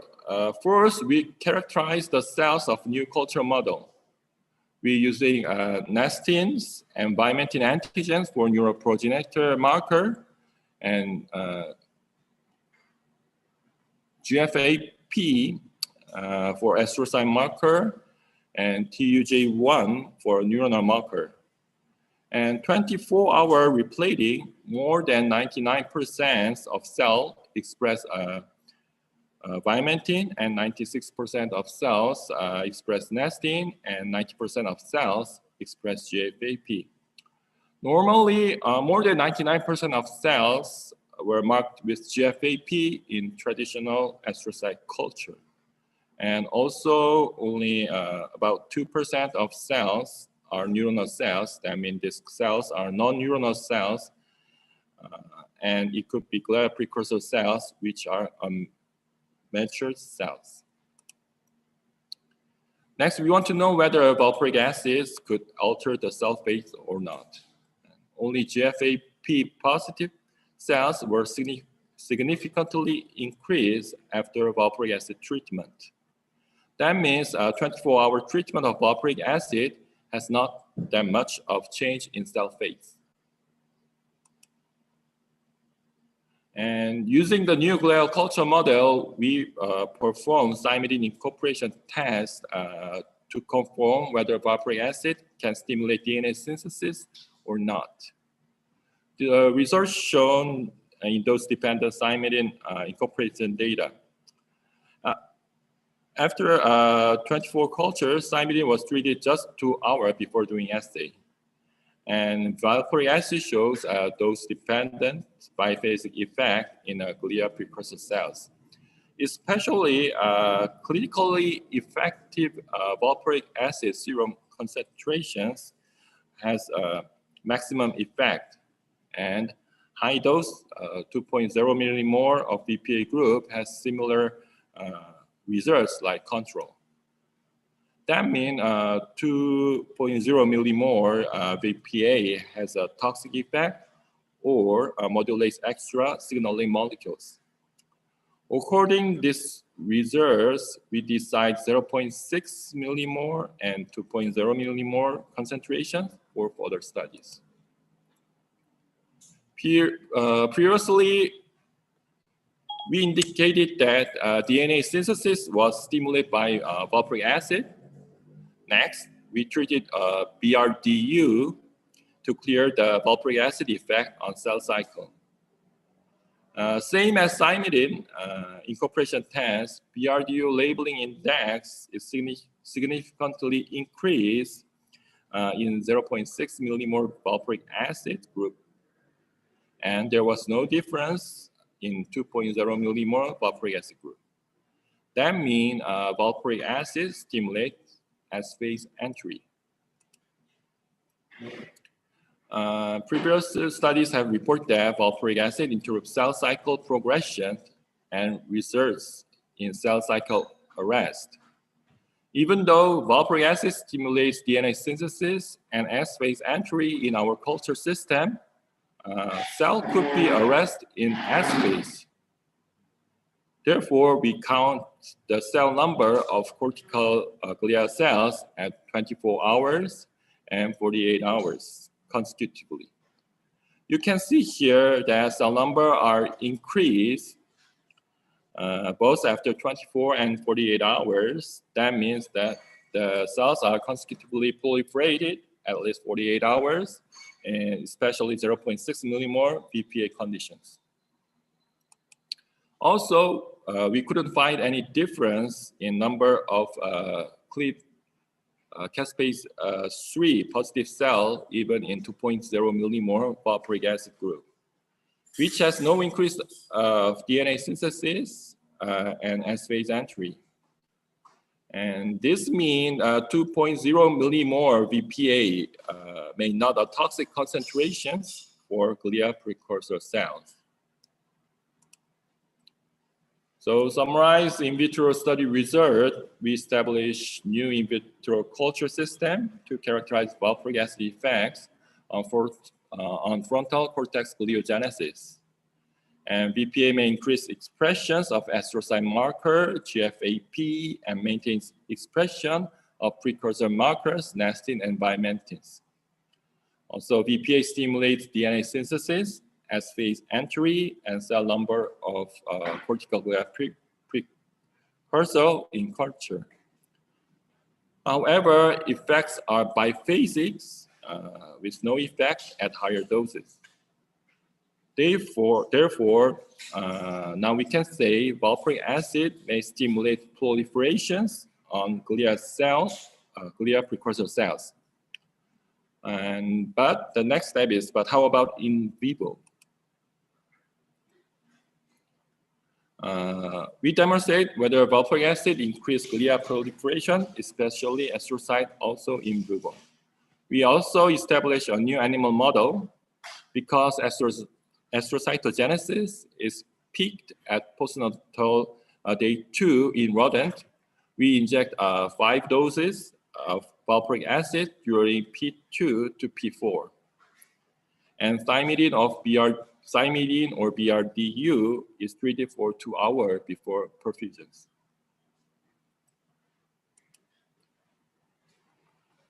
Clinically, valproic acid promotes growth retardations and macrocephaly in some cases. Our data also presented that body weight and brain weight are decreased by valproic acid treatment. However, when we normalize forebrain weight to body weight, ratio of forebrain per body weight is significantly increased in valproic acid group. That means valproic acid treated forebrain might has more cells or larger cells than compared control group.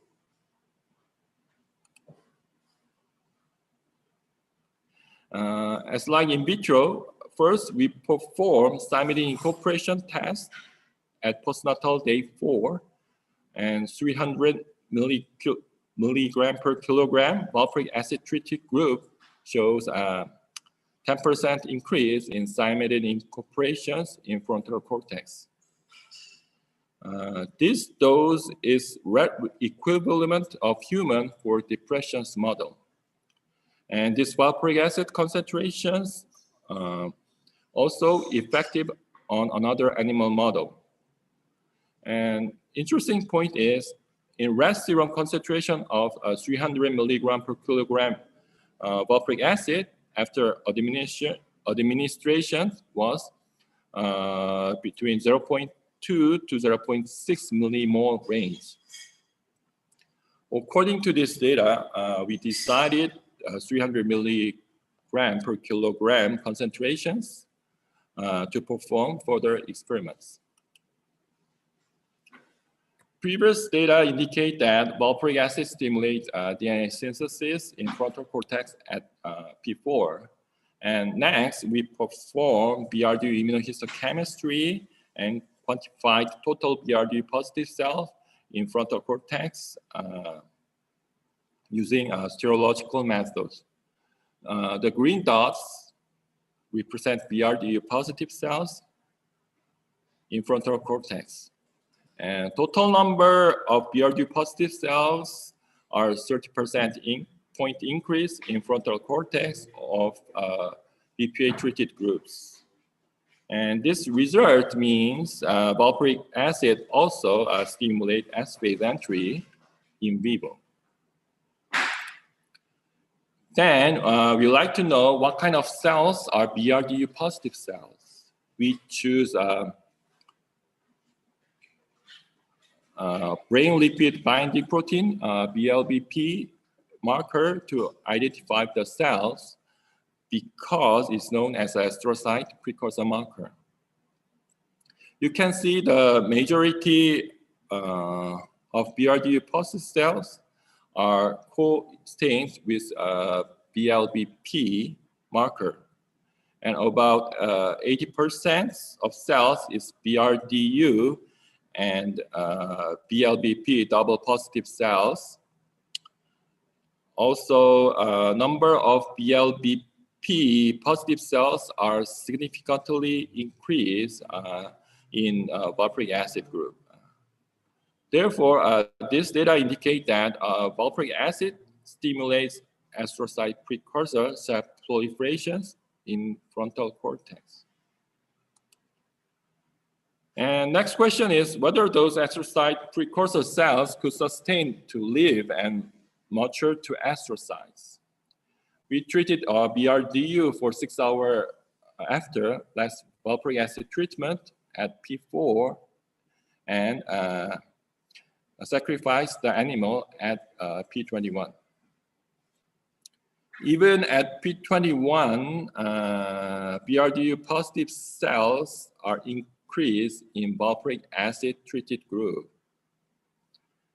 And there was no difference of increasement of cell number between P4 and P21. That means astrocyte precursor cells sustains to live for differentiations to mature astrocytes.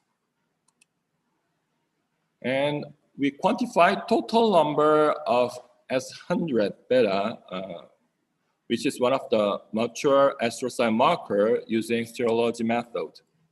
And total number of S100 beta positive cells is increased in valproic acid group. Also, GFAP is increased in valproic acid group. And that means valproic acid induced proliferating cells in astrocyte precursor and differentiated to mature astrocyte later. And furthermore, early exposed to valproic acid induced to the expression level of protein of glia cells, such as glia cell derived neurotrophic factors, GDNF, and excitatory amino acid transporter, EAT1. And summarize the in vivo results. Valproic acid reduced body weight and brain weight, but increased forebrain body weight ratio. And valproic acid stimulates astrocyte precursor cell proliferations in the frontal cortex. And the proliferated cells may survive and mature into the frontal cortex. And since there are no reports whether enhanced postnatal gliogenesis affects behaviors related to the neuropsychiatric disorder. So next we assess animal behaviors of postnatal valproic acid exposed group in adolescents. In detail, after BPA treatment during the postnatal day, PND2 to PND4, 4 behavior tests such as open field locomotor test and 11 plus maze test, 3-chamber association test, and passive avoidance test were performed at PND 21 and PND 22. First, to assess locomotor activity, we perform an open field test on PND 21.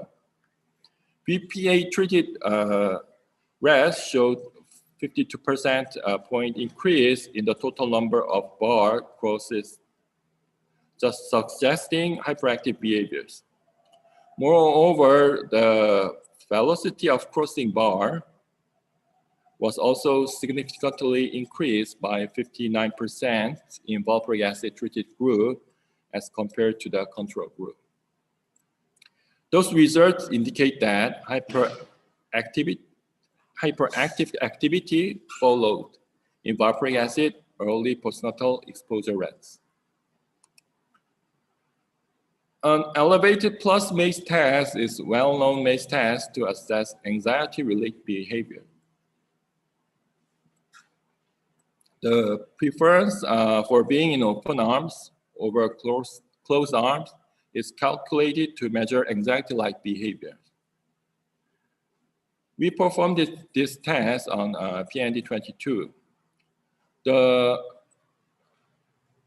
number of the entire entries into the open arms and the time span in the open arm were both reduced in the valproic acid exposed animals than the control groups.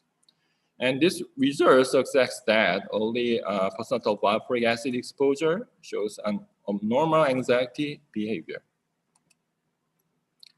Next, to evaluate social behavior, we performed the 3-chamber social interaction test on PND 22.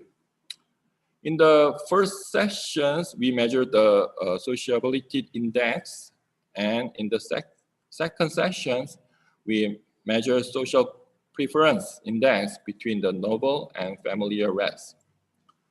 In the sociability test, the valproic acid treated rats showed significantly lower interaction times, reduced about by 45%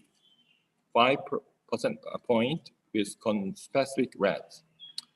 Furthermore, the valproic acid treated rats also spent significantly more time with the familiar rat and less time with the stranger. Both of those behavior measures suggest social interaction deficit following early postnatal valproic acid treatment.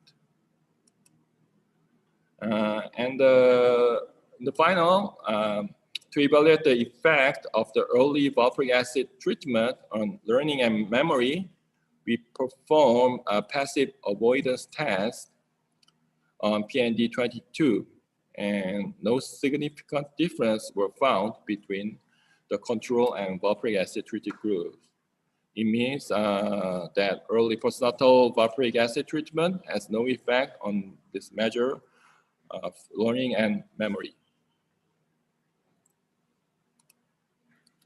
So summarizing the animal behavior results, early postnatal valproic acid treatment induced hyperactive behavior and abnormal anxiety behavior and deficit in social behaviors.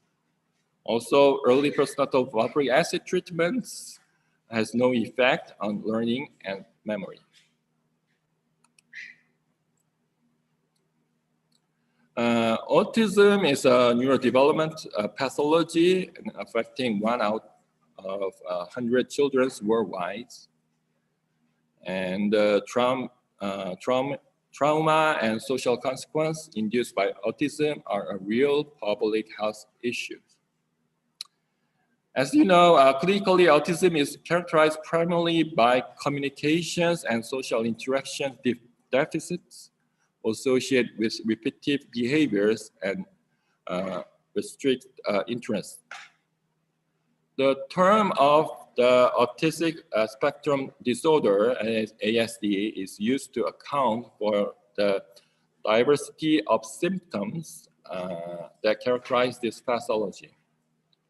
And anatomically, the brain undergoes a period of precocious growth during early postnatal life, followed by decelerations in age-related growth in autism. And this figures is fitted growth curves of cortical thickness in autism and control group. And a graph of x-axis is age, and the y-axis is cortical thickness.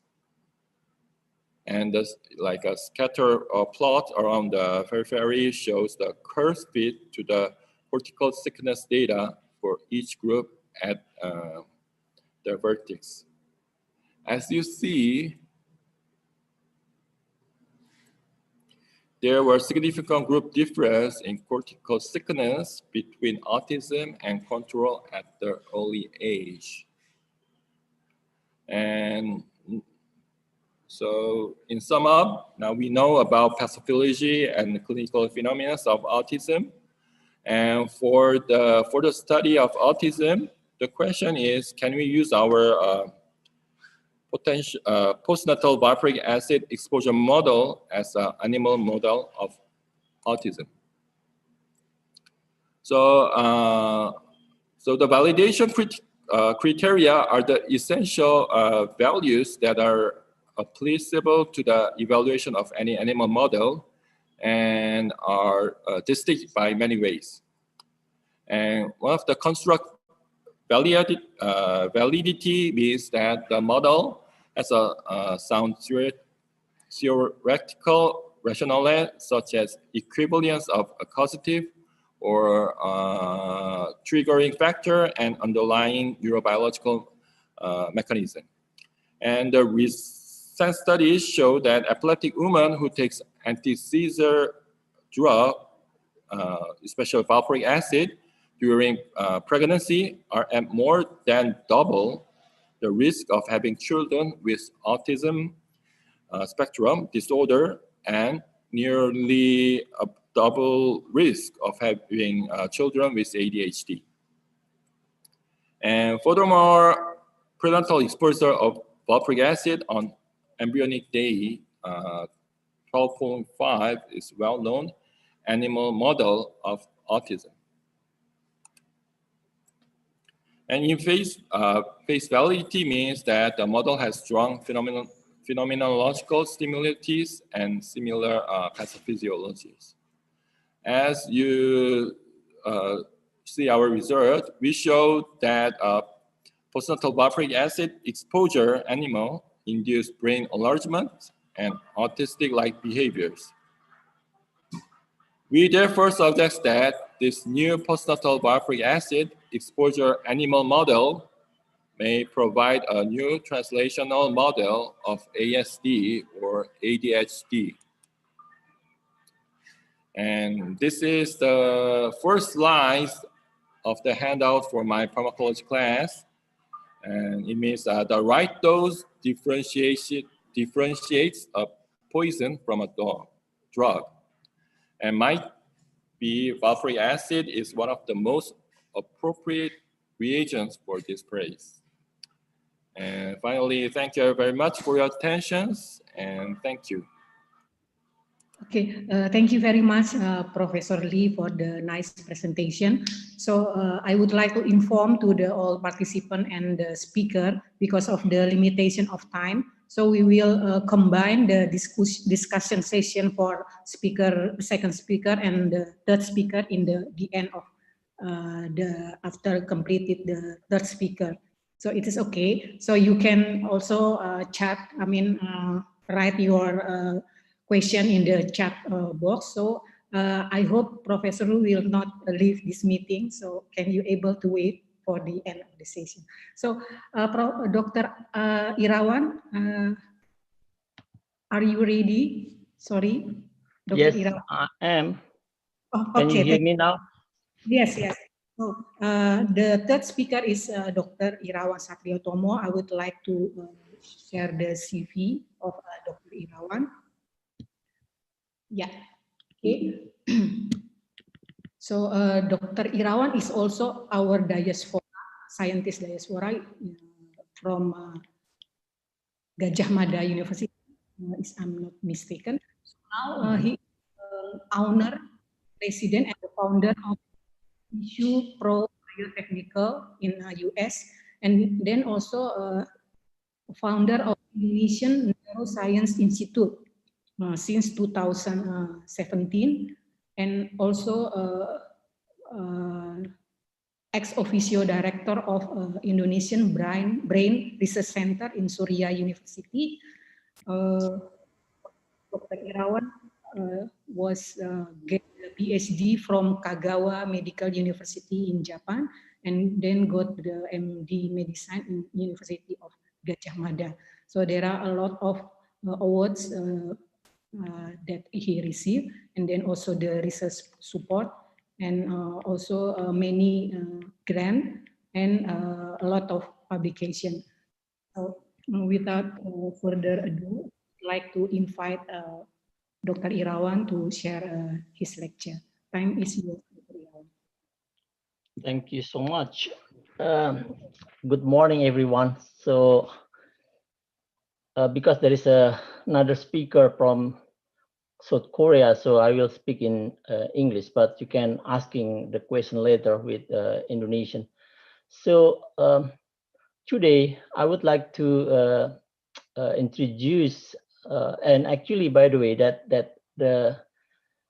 the title that was given by Dr. Wawai Muli, Signaling Pathway Perspective in Neurodegenerative Diseases. As you can see here in the background, actually, so many signaling pathway. So, and then everything actually is interact with each other, can be inhibitors, can be also associate or accelerators too. So I will starting because I heard that this is for the student. So we will talking from the basic about the cell signaling. So cell signaling, or we can also call as signal transduction, actually is the transmission of the molecular signal from cell exteriors to the inside of the cell.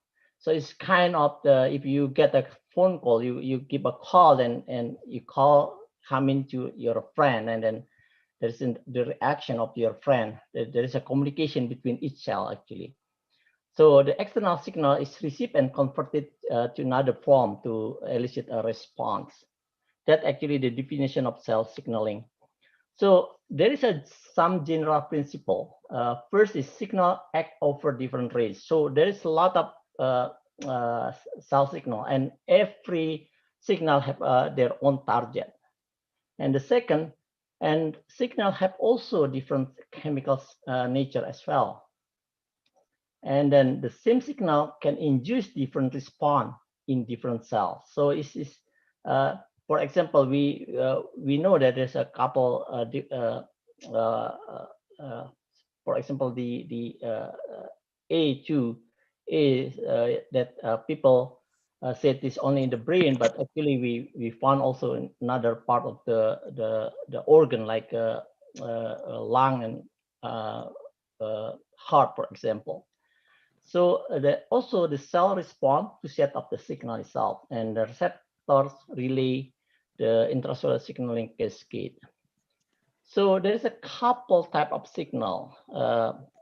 First is the external microenvironmental that will given the physiological signals like adjacent cell or extracellular matrix, cytokine, growth factors or hormone, glucose, amino acid, and others.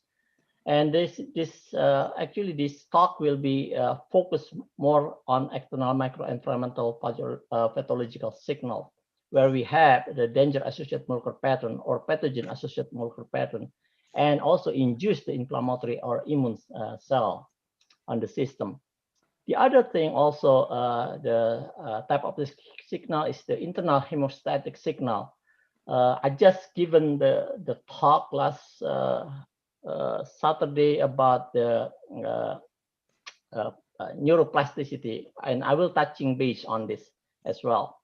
So most signals are sent through the ligand binding to specific cell surface receptor, and then given the multiple extracellular similar to be distinct.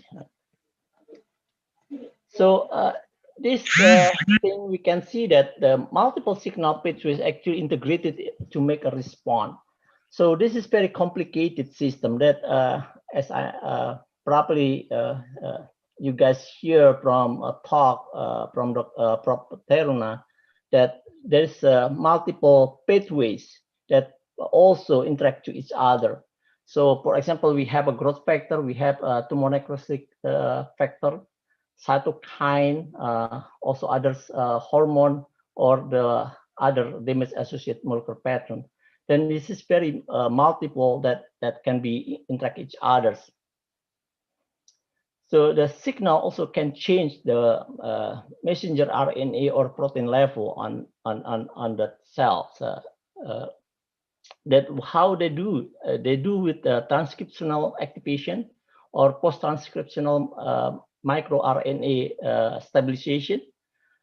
They can also do the translation control mechanism, or the post-translational protein can be destabilized or stabilized by phosphorylation or ubiquitination or acetylation.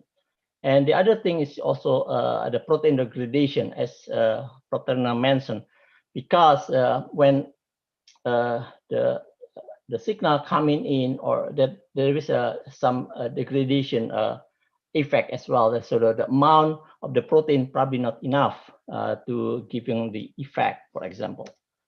So the other major player is kinase. We know that tyrosine kinase have more than 100 genes, like growth factor receptors or cytoplasmic, like JAK, SRC, FAC, and others. And also there is a serine kinase that is 400 genes, like a MAP kinase, TGF beta receptor or PKC, or also they have a dual specific kinase like a MAC. So this is the receptor tyrosine kinase. I can, as you guys can see, this there is a multiple factor from the epidermal growth factors, fibroblast growth factor, platelet derived growth factor or PDGF, insulin growth factor IGF, or neurotrophin salt like NGF, BDNF receptors, and NT3. So as I mentioned to you, this is really very complicated. So in this talk, I cannot talking all that kinase, but I will go to specific kinase and also specific diseases later on. So how about the phosphorylation? Phosphorylation is occurred to alter activity of enzyme initiating cascade.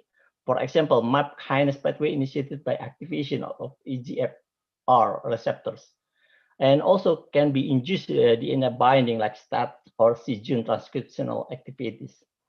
The other thing is changing the subcellular localization of the proteins and changing the protein stability. So the signal can act over different range. For example, for endocrine, it's a long distance. They come to the bloodstream like hormone, and then they go to the target cell.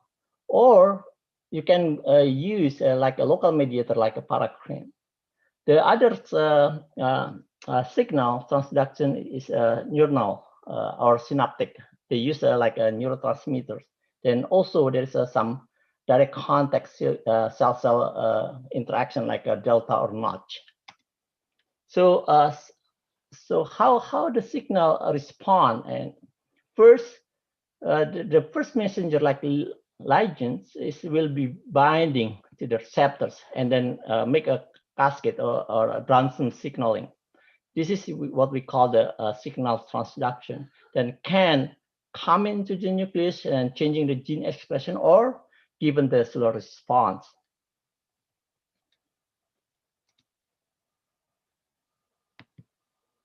So the others is ion channel receptors. This is the mostly in the synaptic, like nerve cell communication, but also can be happening in muscle contraction as well. So I will not talking more about that. So the thing is, there is a lot of student, and also every year mostly I going to Indonesia and giving a talk or giving the workshop.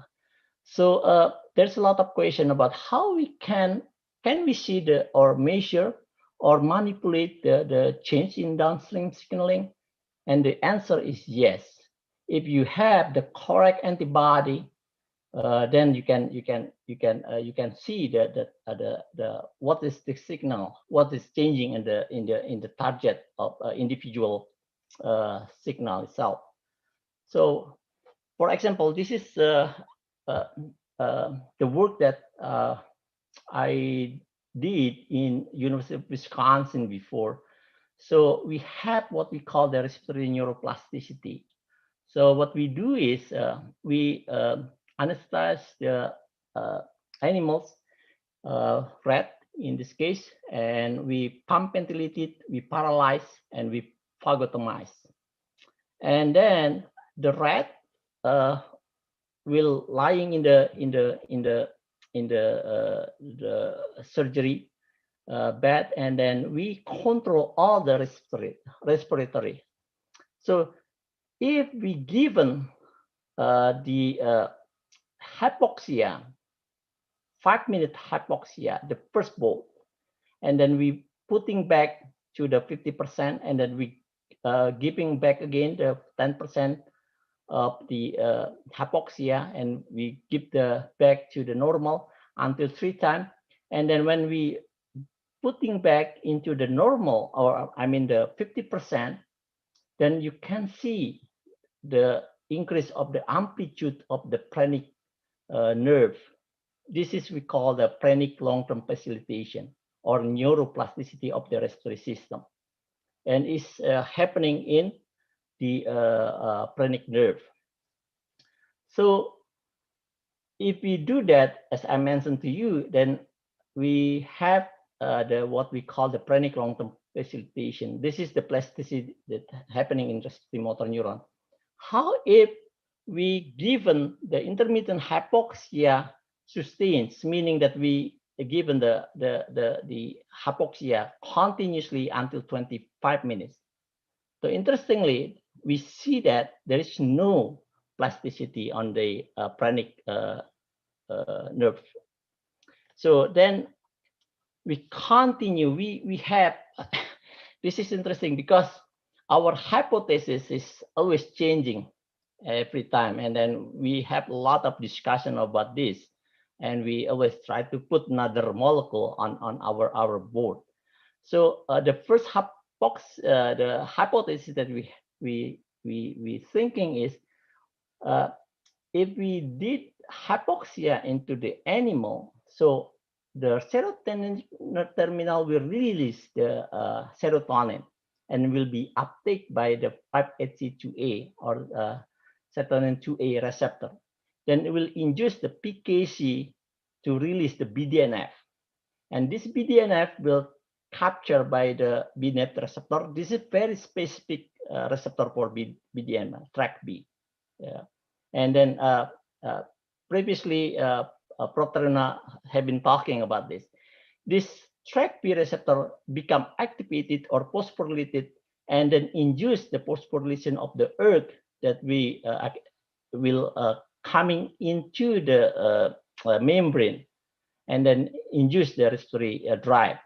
And the other is AKT, and also will induce the phosphorylation AKT and coming into the nucleus and changing the gene expression there. So we will not talking about the protein phosphatase later on. So this is the data that we have been published a long time ago. It's like in 8 years. So if you see in normoxia and then if we given the hypoxia 3 times a day, so what's happening is the expression of the serotonin in the area of the phrenic nerve. The phrenic nucleus is located in C3, C4, cervical 3, cervical 4, and cervical 5. So I took this cervical 4 as a representative, and you can see that there is a lot of serotonin receptors that upregulated. Yeah. And we can, if we merge, we can see that. Then the location of the phrenic nerve actually is a very small area in here. I will showing you guys later on the detail. So how about the receptor itself? The 5-HT2 receptor also upregulated, as you can see, the normoxia. And then if we given the hypoxia 3 times for 10 weeks. So you see that there is a lot of upregulation of the 5-HT2A receptors on the phrenic nerve. This is the phrenic nerve. This is the nucleus, the cell bodies of the phrenics. And then how about the BDNF? Yeah, as again, actually, Prof. Taruna already given the talk about this. During the development, the growth factor or trophic factor is very high because it's needed for the brain development. But when we adult, we don't produce much of the BDNF. So except if we do the exercise as Prof. Taruna mentioned. So how if we exercise the rat with the intermittent hypoxia for a couple weeks, and then we can see that what you see in here is now become upregulated, and we found also with the colocalization with the confocal microscope, there's a colocalization between the cell with the BDNF. So it's also happening in its receptor, TrkB receptor, and we can see that the receptor also upregulated as well. So the normoxia also can induce the phosphorylated of AKT, and you can see that the phosphorylation coming into the nucleus and changing the expression there. So, and also if we see with the synaptophysin actually is the staining for the synaptics, and then you can see mostly is phosphorylation of the AKT is in the cell, not in the synapse itself. So the AKT again is coming into the cell and changing the expression there. And when we do the ERK, and we can see the ERK also upregulated on that phrenic nerve. This is very nice staining, and you can see that this is very specific localization of the phrenic motor neuron, and you can see the fibers coming out into the outside of the cell and giving the nerve to the respiratory, the major respiratory muscle is the diaphragm. So then also we do the colocalization, and then we can see that the ERK is upregulated in the cell, especially in the outside of the cell. And when we do the synaptophysin, and you can see there is a colocalization, so the membrane become very sensitive here. So the other thing also, as you guys see before, that there's serotonin actually have an effect on the plasticity. So how if we bypass the system? We don't given the hypoxia, but we give the episodic of the serotonin 1, and we waiting for 5 minutes, and 2, and we waiting for 5 minutes, and 3rd time, and then when we waiting and we see the plasticity. This is actually we can bypass the plasticity by given the molecule that needed for the plasticity. So the other thing also is the intrathecal, the BDNF. If we injecting directly into the phrenic nerve, we bedding them into the localization, the area in cervical 3, 4, 5. So we can see after 30 minutes, there is a plasticity. This is published by Becker Herman at our lab in Nature Neuroscience. So serotonin or BDNF itself can induce the LTP. Yeah, I mean the long-term facilitation of the phrenic. Yeah. So now I try to use the system to see how if we changing the system in the neurodegenerative diseases. The model that we use is amyotrophic lateral sclerosis. This is the primary motor neuron death, and sometimes people say it in United States is Lou Gehrig disease. This is Lou Gehrig is the Yankees players. He's very famous, and probably you guys also know one of the very famous scientists, physicists, Stephen Hawking. Yeah. The onset of the ALS is 40 to 60 years, and the prevalence mostly in male predominance. And then this is actually very progressive, starting with the muscle weakness, then atrophy, then most of them dying because of the respiratory failures. Some of them using the respiratory equipment like the Stephen Hawking has. The problem with the LS is only 5 to 10% is due to the mutation of the supraoxide dismutase or SOD1. The others is like what we call the sporadic LS. We do not know what the cause is. So there is a lot of common theory like oxidative stress, excitotoxicity, protein aggregate, or mitochondrial dysfunction. So what we do is we try to use the mutant animal using the SOD1. So this is the LS from the human SOD G93A transgenic. So there is a couple different of SOD, G37, G85R, but we use the G93A animal, and we making them in our labs. So as you can see, if we matching between the mutant, we have the diseases with the others.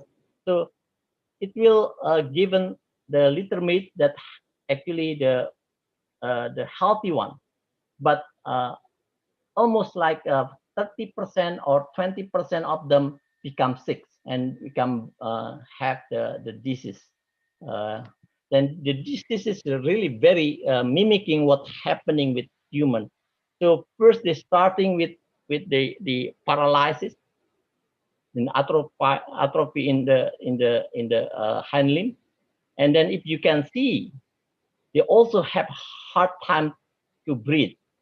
Why? Because of the phrenic motor neuron mostly die.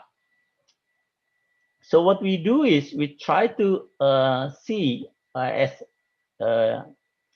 you guys see before that this is the model that we have, the signaling model that we have, and then we try to see how animal can compensate that.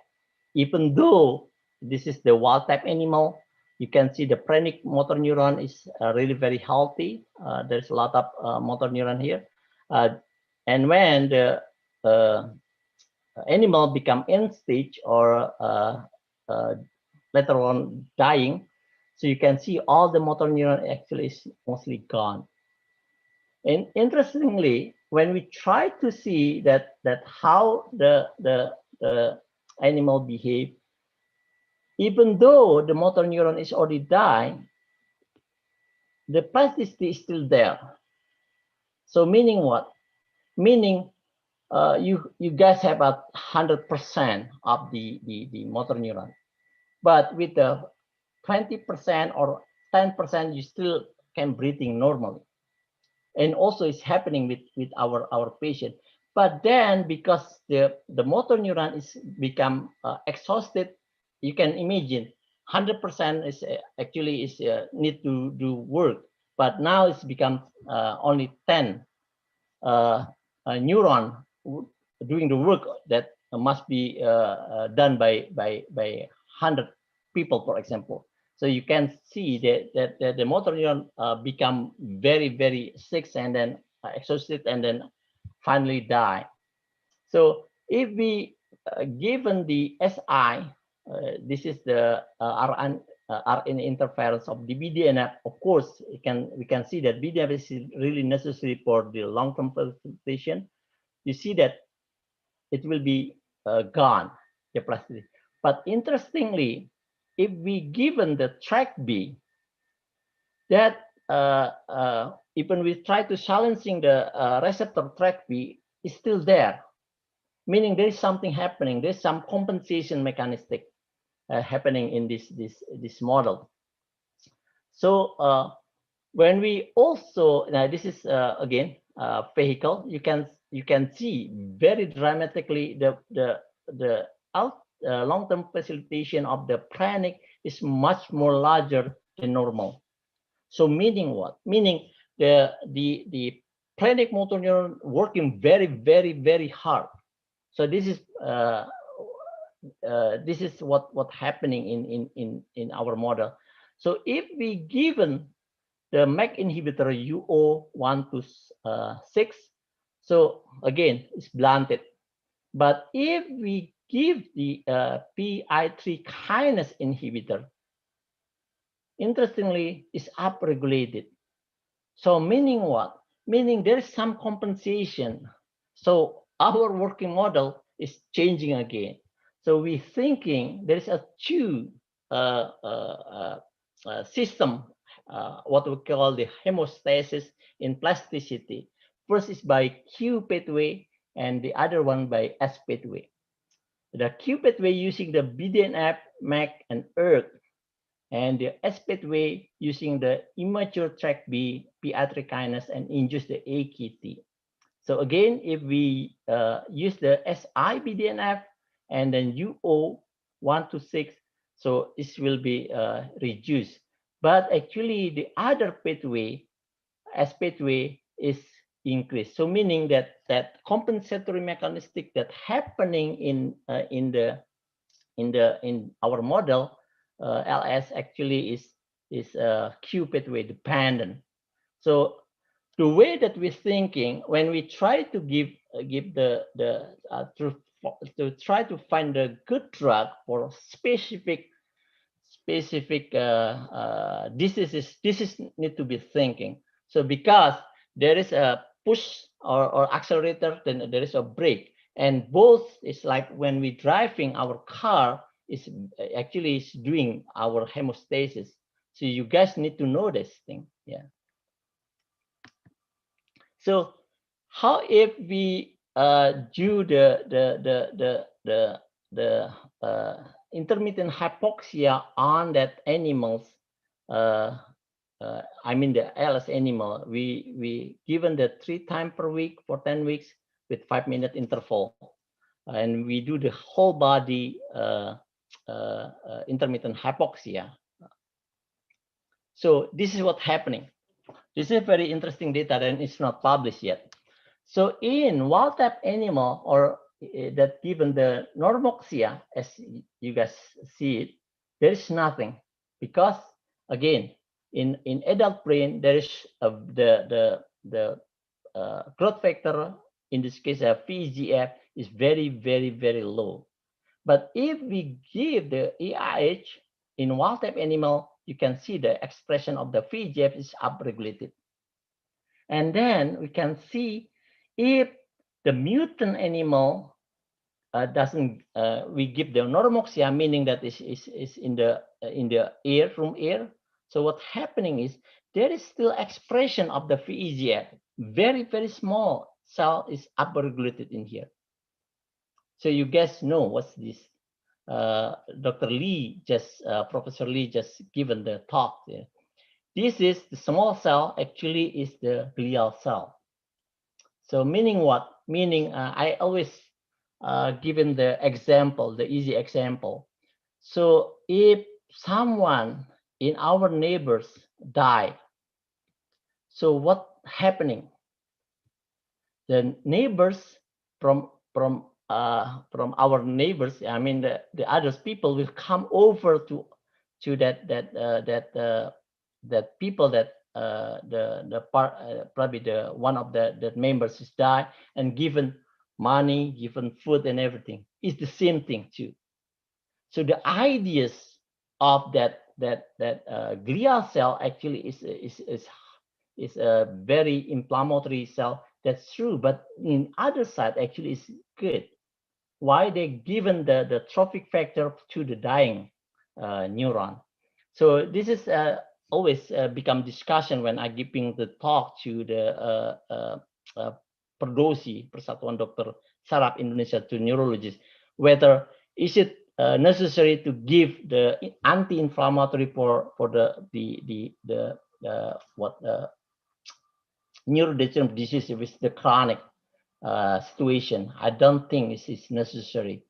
Then there is some data too, probably 5 or 10 years back, that for the ALS there is only one drug that approved by FDA, what we call the Riluzole. Riluzole actually don't do anything. They only given it's not expand the life expectancy, but it's only the quality of the life. There's a drug that have been done, have been studied to the LS. I forgot the name. It's part of the tetracycline, minocycline. What's happening is there's no differences, and some of them actually die earlier because of this anti-inflammatory drug. So what we thinking that because you given the anti-inflammatory, so all that astrocyte or glia or microglia here is die, and then is exacerbated the process, and the patient is dying. So then how if the mutant animal we given them with the intermittent hypoxia? Interestingly, this is actually the story that we have in our lab. We don't understand that animal that being taken care by our graduate student is living more longer, and most of them is living more than another one. Usually, by the way, the ALS animals die in a range of 120 to 130 days. But this animal that we give the intermittent hypoxia can live 150 to 170 days. So you can imagine it's given another 20% to 40%. If we can translate it to the human, so it's meaning we can extend it, the life of the patient. So yeah, this is still in our discussion. So, but we're thinking that probably this is an adjuvant to the patient that can be thinking in futures. So I will move forward, and then then what we're thinking is signaling pathway actually can be a tool as for the drug discovery, as Prof. Taruna mentioned. So as you guys can see in here, the neurological our CNS degeneration study using a lot of signaling pathways for these purposes. So one of them is mostly transcription factors, tyrosine kinase, phosphatase, and others. So I will try to talk a little bit of our study or our data that we've been done in a couple of years back. Is the JAK-STAT signaling, and then it's really related with neuroinflammatory diseases. So again, as you can see, this is very complicated pathways. So the signaling is because of the cytokines binding to the JAKs, and then JAKs will induce the STAT3 and then enter through the nucleus, changing the appearance of the PS or SUMO and other thing. And also it's related with also the SOX3 as well, that can prevent that. So we would like to try to see in our model, that the model that we use is a stroke model. So stroke is defined by interrupted the blood supply in the brain and resulting the tissue death and functional loss.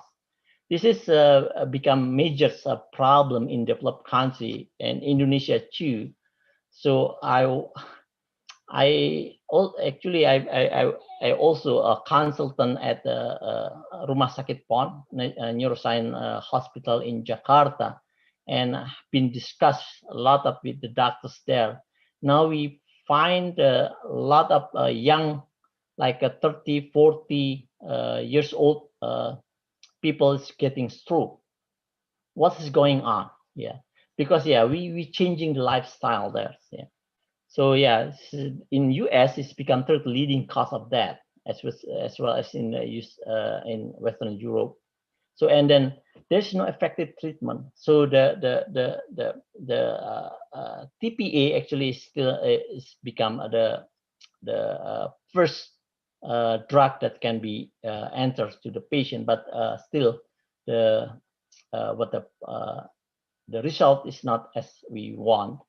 So this is the MCA occlusion in the person, and then if we use the fibrinolysis like a TPA, so it's get back to normal again.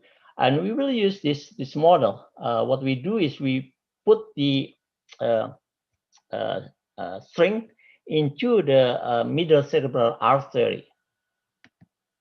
Yeah. So again, this ischemic. This is what we call the ischemic stroke. The ischemic stroke has a core and also penumbra, and core can be expanded, and then the penumbra become more core if we don't prevent this cascade. So this is what's happening with the stroke. So in the 6 hours, it will break the blood-brain barriers. Prof. Taruna has been talking about that thing, and also because there's this occlusion, so there's no oxygen on the brain, so there is the energy failure, and then it's starting with the activation of the glial cell, microglia, and cytokine will be upregulated as well. So this cascade is actually need to be stopped. So the important thing is, during the discovery of the drugs, so usually we use the animal model for these purposes. So I use the animal model, what we call the stroke model. So again, as I mentioned to you, that we will try to put the string into the middle artery. So what's happening is with the staining up, we call TTC, tetrazolline something. You can see that if the tetrazolline or TTC actually binding the mitochondria, so then you can see that it's really reddish. This is meaning that there is the oxidation on the tissue. So if the tissue is dead, then what's happening is the area of the brain is become white. So most of these models can given up to 40% of the ischemic. Yeah. So that in human you cannot have a stroke more than 40%. So yeah, mostly the patient will die if it's happening. So there's a the other small models, what we call that occluded system. So we just occluded for few, and then you can see that it's very small. It's less than 10 or percent. That is this model actually is mimicking what happening in human. But the problem is this animal, this rat, after 2 hours, just walking like a normal. They're going to the mall or whatever it is. So we cannot use this model because we would like to have the model that we can see for a longer time period. So what's happening is what we do is we use these animals, the rat. So we have the sense animals. We just open, and then we see the carotid communis artery, and then we close again. So if we do this, of course, the animal is just SAM. So you can see that it's walking like a normal. There is no problem. And this animal that in the other side is actually the animal that we did for the ischemic model. And you can see this is a very, very big rat. This is like almost 1.5 and 2 years old rat. Why we do that? When we apply the grant, the NI is asking us because most of the patient that have a stroke actually is middle age or like 40, 50 something. So there's no young people that get a stroke. So we need to have what we call aging animal as a model. So that what's happening is we have very huge animal and it's very expensive. One rat is cost us like 1,500, so 1,500 for animal. So again, nobody would like to touching except me. This is because usually I do operation like 8 animal per day. So for these purposes, I only can do the 4 animal per day. The reason is because most of the aging animal die later on, like 24 hour or 12 hour later. This is really very need to supervise and then really need to be carefully treated. So if you see this animal, you can see that the animals walking a circle because the front line is getting paralysis. So if I took up, you can see that the left front limb is getting paralyzed, so they cannot moving like that. That's why they do circle, what we call circling. So we try to see what's happening in this animal. We do the operation on the animal and we took the brain cortical and we check it that, and we see the phosphorylated JAK2 in that animal. Then you can see that there is a lot of phosphorylation during the 6 hour, 24 hour, even 72 hours. Then you can see this area that we took for the pictures is really damaged. So the other ones is the static phosphorylation. Then we can see the similar thing too. There's a lot of static phosphorylation in the cortex and as well as in the striatum. So then we would like to see where's the phosphorylation is located. So what we do is we staining that brain, slicing brain with the ED1. This is the microglia marker. And you can see that in SAM, you cannot see that phosphorylation. But after 24 hours, you can see the ED1 is upregulated and positive with the JAK2. So meaning the phosphorylation of JAK2 is located on the glial cell. In this case, it's microglia. Yeah, and also we have another marker, OX42, because the reviewer asking us to do that. Yeah, and then we found that it's very similar, that phosphorylation JAK2 or OX42 is located in macrophages. So then we try to see how about the STAT3 following the transient middle cerebral artery occlusion. We found a similar thing too. The phosphorylation of STAT3 is located in the glial cell, in ED1 positive cell or OX42 positive cell. And when we try to see in the NUN is the marker for the mature neuronal, so we don't see any localization. Yeah. And also we try to use the GFFP in this case, and then we don't see any localization too. So meaning that phosphorylation JAK2 is not located in the neuron or astroglia. And then we try to see about the phosphorylation of STAT3. And we found that phosphorylation of STAT3 located in neuron and reactive astrocyte. So then we try to use the adenovirus. In this case, we try to see whether the SOC3 actually can prevent of the neuronal death, as you can see in the signaling pathway that I showing you guys previously.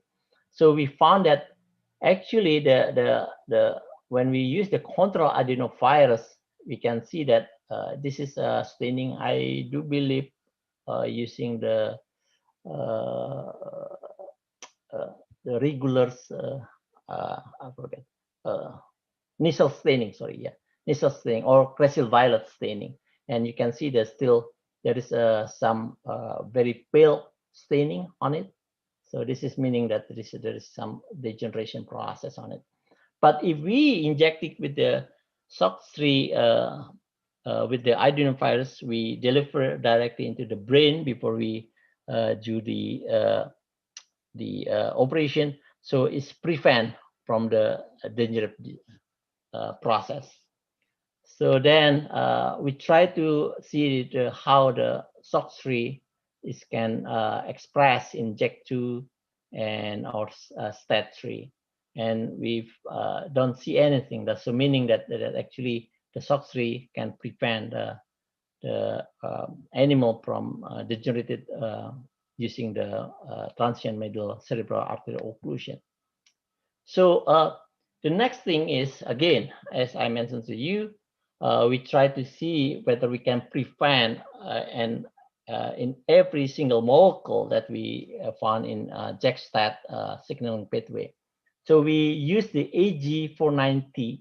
This is the inhibitor for JAK, or we use the RNA interference for STAT3. So the interesting thing is we can also see using the SI glow. So we can see very nicely where this injection is distributed. So one thing that you guys probably need to know, if the brain, the brain is still intact, meaning there's no degeneration process, there is no stroke. So all the injection site actually only in the injection part. But when someone or the animal got the stroke, so as I mentioned in the previous slide, the blood-brain barrier actually is broken down. So meaning what? Everything can enter. So this is actually the targeting process. I discussed a lot of data to my colleagues in United States or in Rumah Sakit Pon, because when we do this,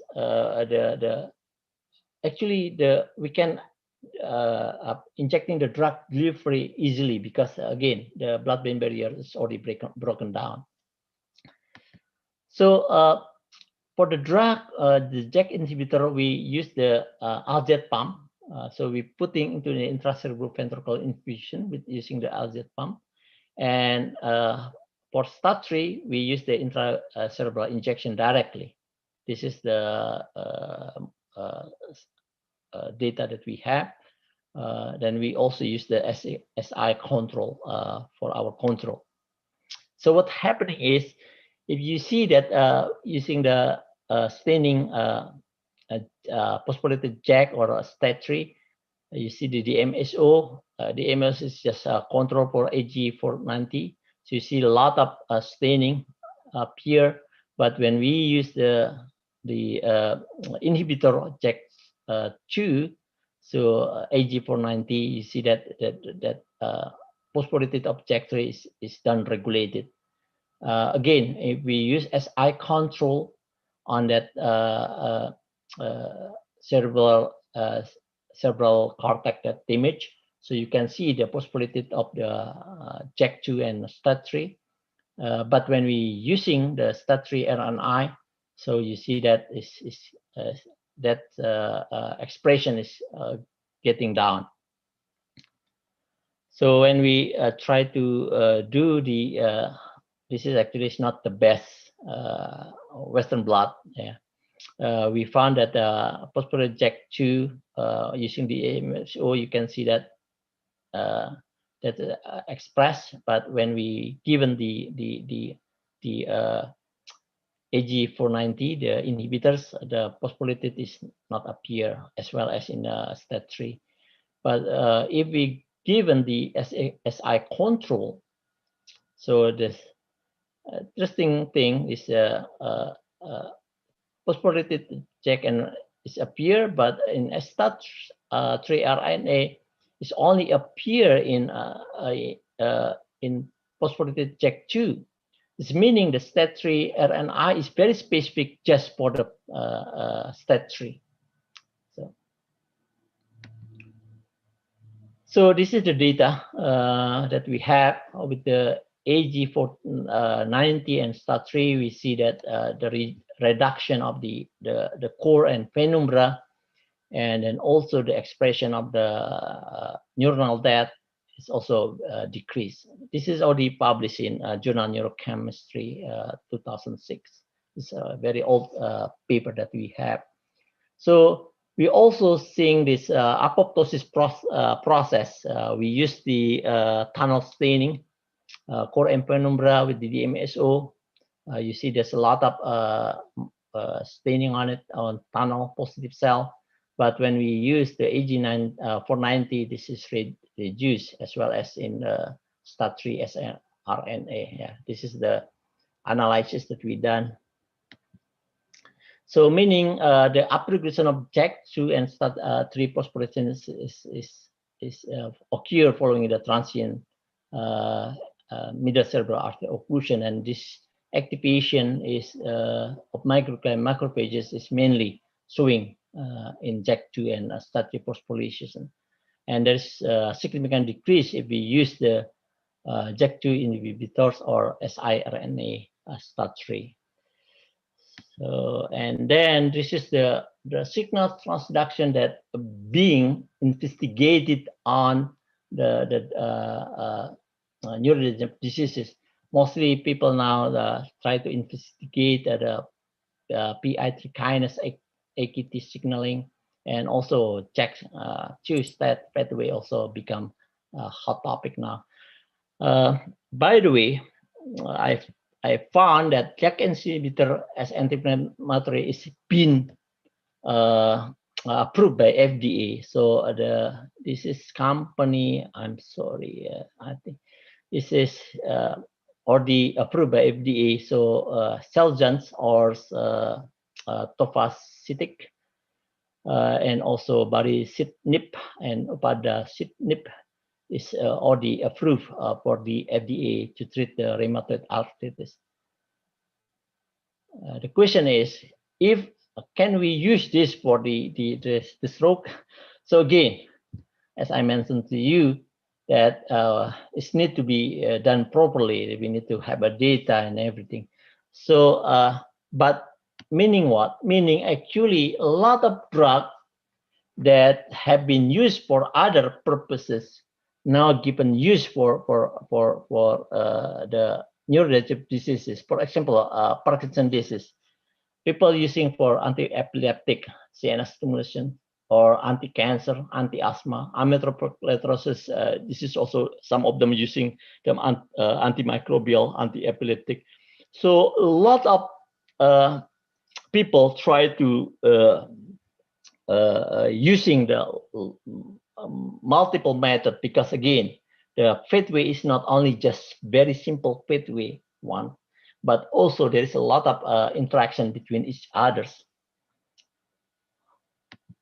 So this is the model of candidate pathway contributing neurodegenerative disease. So a lot of like aging, development, genetic, epigenetic, systemic environment like inflammation process, vascular factors, or local tissue environment like a cell addition. And Professor has been talking about how blood-brain barrier is so tight. So there's a lot of factors that's going on. That's why the disease become very hard to treat it, because again, very few, even small molecule, I just see that only below 500 Dalton can enter that. Then most of protein and also monoclonal antibody or drug itself is above 150 kilodalton. So it's really hard to enter that. And also there's an intracellular mechanistic as well, like apoptosis, autophagy, or mitochondrial function and other things as well. So what we do now, so there's a lot of we have a genomic, we have transcriptomic, we have proteomic, we have metabolomic, and a lot of things need to be done appropriately. This is need to seeing as an integrated process when we do the drug discovery for neurodegenerative diseases. Again, this is my last slide, probably. This is our postdoctoral fellow. Now some of them is back to their country or become assistant professor in some university. I work with Dory Sylvain, building the city R&D center there. And then our collaborators, Randy now moving to Harvard University, Julian still in Saskatchewan, and Clive in Cedars-Sinai for stem cell. Yeah, I don't talk about stem cell probably in the next slide. Okay, that's probably that last slide that we have, and I will be glad to entertain some of you guys' questions. Thank you. Okay, thank you very much, Professor Satrio Tomo. Very interesting speech. So now I would like to open the discussion session. So first of all, I would like to read some questions for Professor Lee. Professor Lee, are you here? Oh, okay. Yes. Okay, so this is the first question from Kenny Chantika.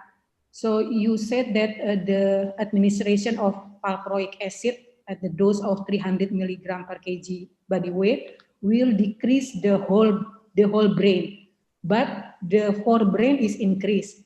So can you explain this kind of phenomenon?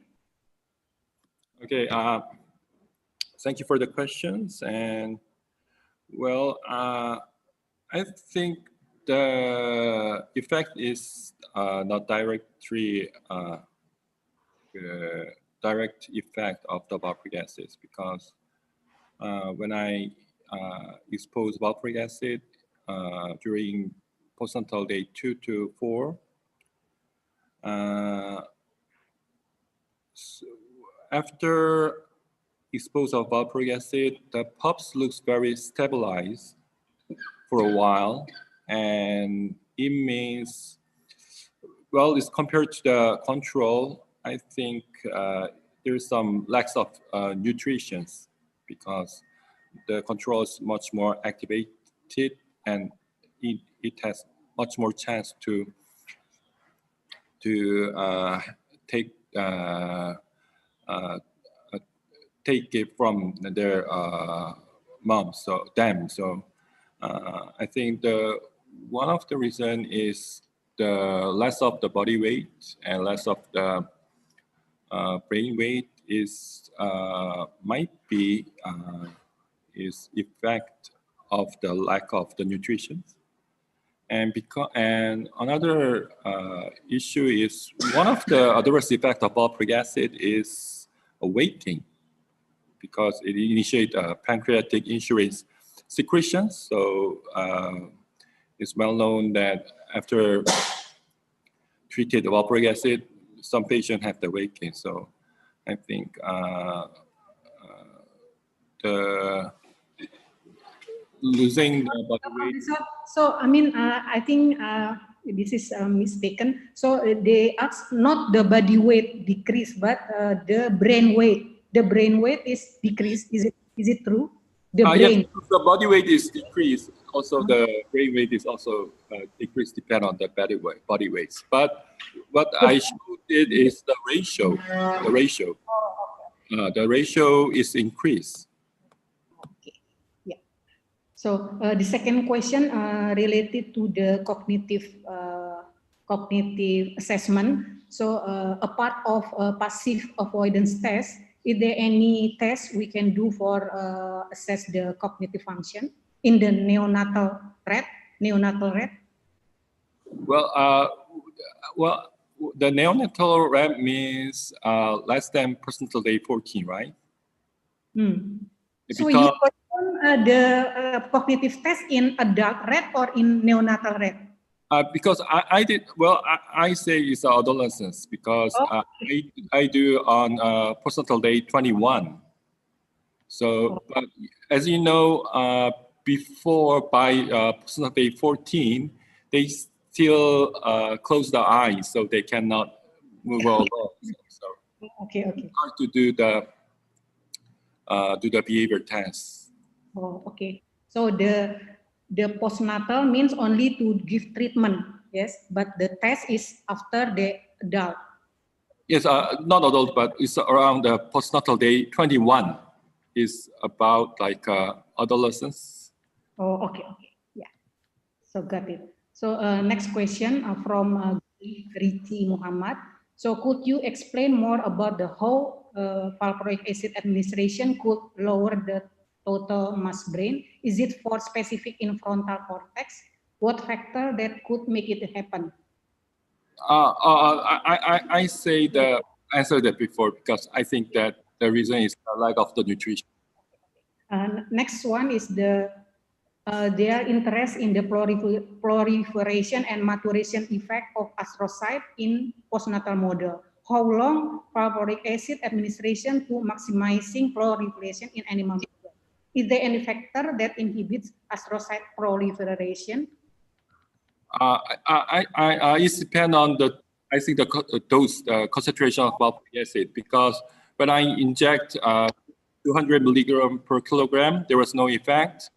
And in case of 400 milligram per kilogram, like most of the pups, like about 50% of pups were died after exposed to 400 milligram per kilogram. So it's very, it's very hard to handling the dose. So. And also, if you inject more high concentration, I think it has the antimitogenic effects of valproic acid. Okay, got it. Next question is about also valproic acid. Could valproic acid give abnormal proliferation of glial cell into the neoplasm process? Yes, because today we use it for the adjuvant therapy of brain tumor right now. So we can use valproic acid for inhibit the proliferation of the glioma. I see. Okay, so maybe this is the final question for Professor Lee. From Rizmi Diana. So can you explain why there is no difference in learning and memory retention in early postnatal valproic treatment? Actually, well, we didn't see the hippocampus, so I have no data of what kind of change or modifications are occurring in the hippocampus. But what we do the pest avoidance test, there was no difference, and so okay, because most of the autistic patient children has no difference in the memory, so we see it's okay, then keep going on the next behavior. So I'm sorry to answer about that. Okay, thank you. Next, as I know, autism disorder came not only from the overgrowth of the cerebral cortex, but also in amygdala. Is it possible that valproic acid can affect glial or neuron cells in amygdala too?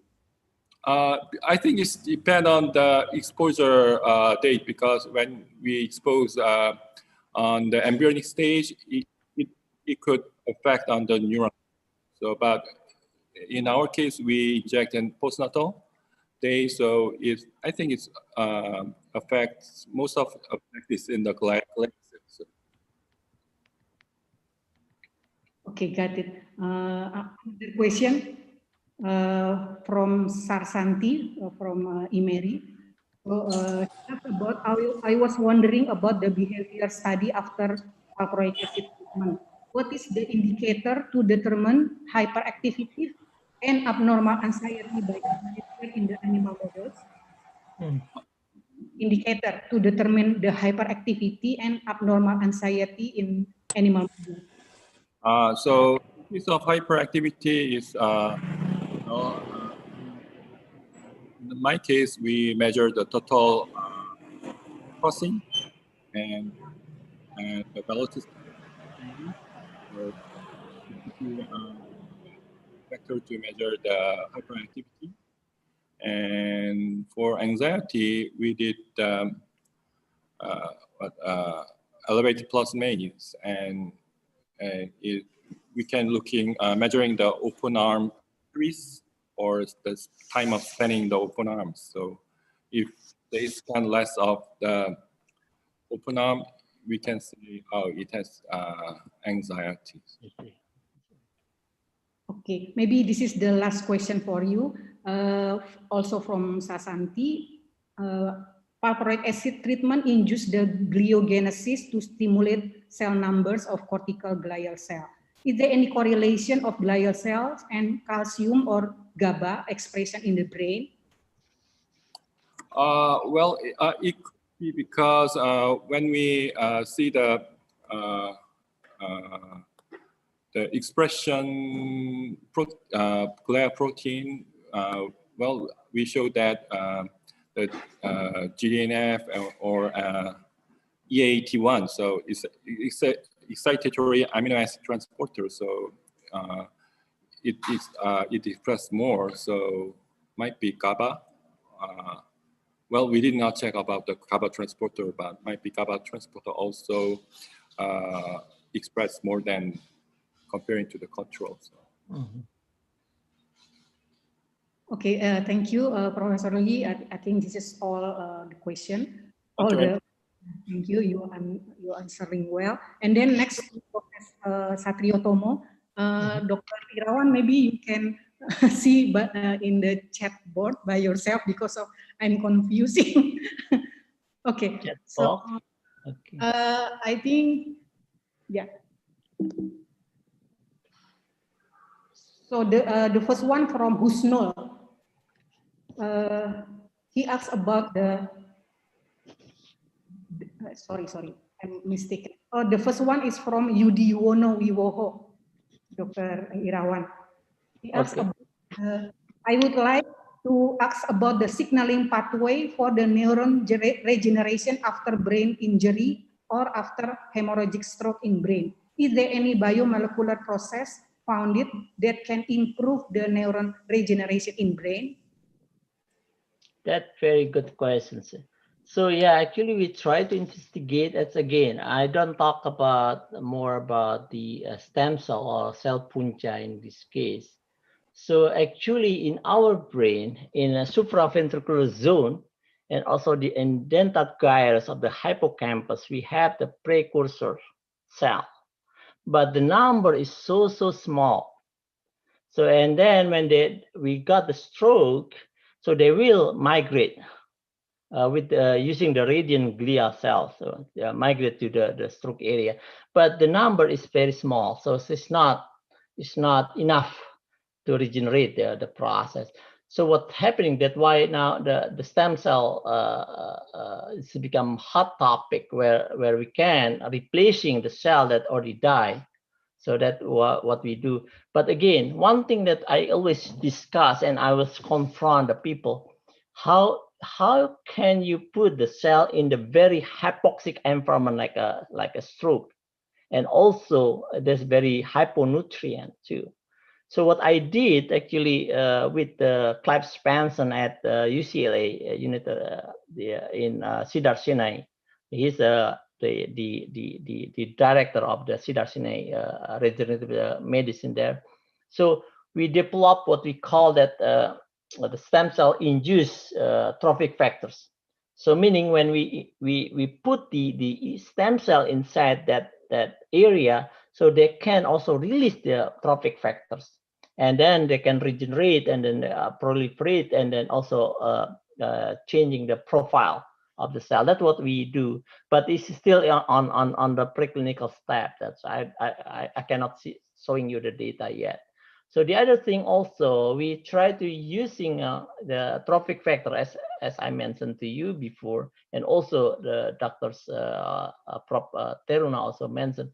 The trophic factor actually is very necessary for the brain to develop. So, but the problem with us in the in developed brain or the aging brain, we don't produce more of the trophic factor, BDNF, VGF, IGF, and everything. So we need to have that inside. What we can do that we can supplement, like what the Prof. Taruna explained before. But the problem, because all the protein is really very huge, so this is the problem. So we cannot do that thing. So this is still ongoing investigation, but I'm very lucky today. I hear the talk of the Prof. Taruna. So probably the adjuvant of the ADC5 can helping to helping us to putting back the trophic factor that we needed to induce the proliferation of our progenitor cell in the brain. Yeah. Probably that's what I can say right now. Okay, thank you, Professor Irawan. So next from Husnul, FK Brawijaya. So thank you for your nice presentation. Does neonatal ischemia has the same pathway to intermittent hypoxia regarding to neuroplasticity? And what is the therapeutic challenge? Can you repeat again the question? I'm sorry, I cannot. Does neonatal ischemia has the same pathway to Wow, yeah. Okay, Husno actually is my student when she taking the PhD program. So this is a very, very good question. Actually, is the hypoxic neonatal is totally different. Yeah. So it's not the intermittent hypoxia, because it's sustained hypoxia. You get repressed all the time. So there is no plasticity going on. But again, in neonatal, we know that the brain is still developing. So then in a couple, when they develop, they try to compensate. I just given the talk last Saturday about the plasticity, neuroplasticity, and the neonatal brain actually is really very plastic. For example, I give you the hydrocephalus kit. So some of them can have the effect, but some of them can regain if they have a training properly. So meaning that the brain in the child or neonatal is really very, very plastic compared to the adult. So to the answer is neonatal hypoxic is not intermittent hypoxia. Related to therapeutic challenge, Professor? Therapeutic challenge. Okay. Wow, this is a good question, sir. This is when I was working with Johanna Surya at Surya University. Actually, I got the grant 2 million rupees, 2 billion rupees, 2 million. But unfortunately, the center and also is from the Pangdam Jaya at the time. They would like to build what I call that mobile intermittent hypoxia. So meaning that we can bring that intermittent hypoxia tubing everywhere. So the ideas actually when I presented into the Pangdam is right now what we have a big chambers and then we need to adjust it everything. But actually, I with helping from my colleague in MIT, Indonesian person actually, by the way, by the way, I would like to mention we have very smart people, Indonesian smart people everywhere. But our government sometimes or our people doesn't appreciate that. Now that he fly away to Malaysia to work with. But my point is when we discuss that, we can put the oxygen tubing and then we put together with the chip of the computer and we can make it that intermittently delivery to the, and we use the mass. I use the pilot mass. And then we can deliver that. So actually it can be therapeutic. So that the ideas that I given to the Pangdam is this is actually for enhancing our soldiers. But in this other side, actually we can also treating the patient as well. So because it's mobile intermittent hypoxia chambers, so we can using everywhere. So and then I have a question from I forgot, is from Navy officers and I forgot the Brigadier from Navy, and whether we also have the what we call the hyperbaric chambers, whether hyperbaric chamber can be used intermittently and giving the effect of the similar effect. The answer is yes. One of my graduate student, the postdoctoral fellow actually doing this thing. And then we found that it's very similar. So the interesting point that I would like to mention is intermittently actually giving more effect of the plasticity rather than continuously. Yeah. Continuous intermittent, continuous hypoxia or continuous hyperbaric. So there's no effect at all of the plasticity. But if we given the intermittently, then we have it that effect. So yes, the answer we can use the intermittent hypoxia as a treatment to and actually we have been if you who's the name Randy Trambowers now is moving from Emory University to Harvard Medical School. Actually used that. He came to me and then asking whether that intermittent hypoxia can be used for the spinal cord injury patient. And I said that why we don't try it? Yeah, and he tried that. Now actually he got a very large grant, and then we found that spinal cord injury patient actually get very benefit from the intermittent hypoxia. Usually, this patient have been treating by neurologists for years. Most of them is the soldier from Iraq, Iran, and then they cannot do anything. And you know that this causes $1 million problem for our government, U.S. government. So then we try to use this as a novel method to treat the patient, and then the result is stunning because we can see now they can stand, and then some of them can walk again. Now they can walk more further. So how is happening again? the intermittent hypoxia actually can induce, as you see in my slide, brain-derived trophic factor, vascular growth factor, and other growth factor that necessary for the development. I think that's my answer. Okay, very clear explanation. So it is a question from Kavin. So he asks about the role of circadian clocks gene regulating the respiratory neuroplasticity of phrenic motor system. I'm not whether it is pronunciation. Okay. Phrenic motor system. Yeah. Very, very good questions. Whether the circadian have an effect on it. So the answer actually is yes. This is a story coming to our lab too. There is a graduate student, MD-PhD program student that come to me and asking, what the best time to give in the intermittent hypoxia? We know that the rat actually is nocturnal animal, don't they? And we are diurnal. We acted during the daytime, but the animals is active during during when we sleep.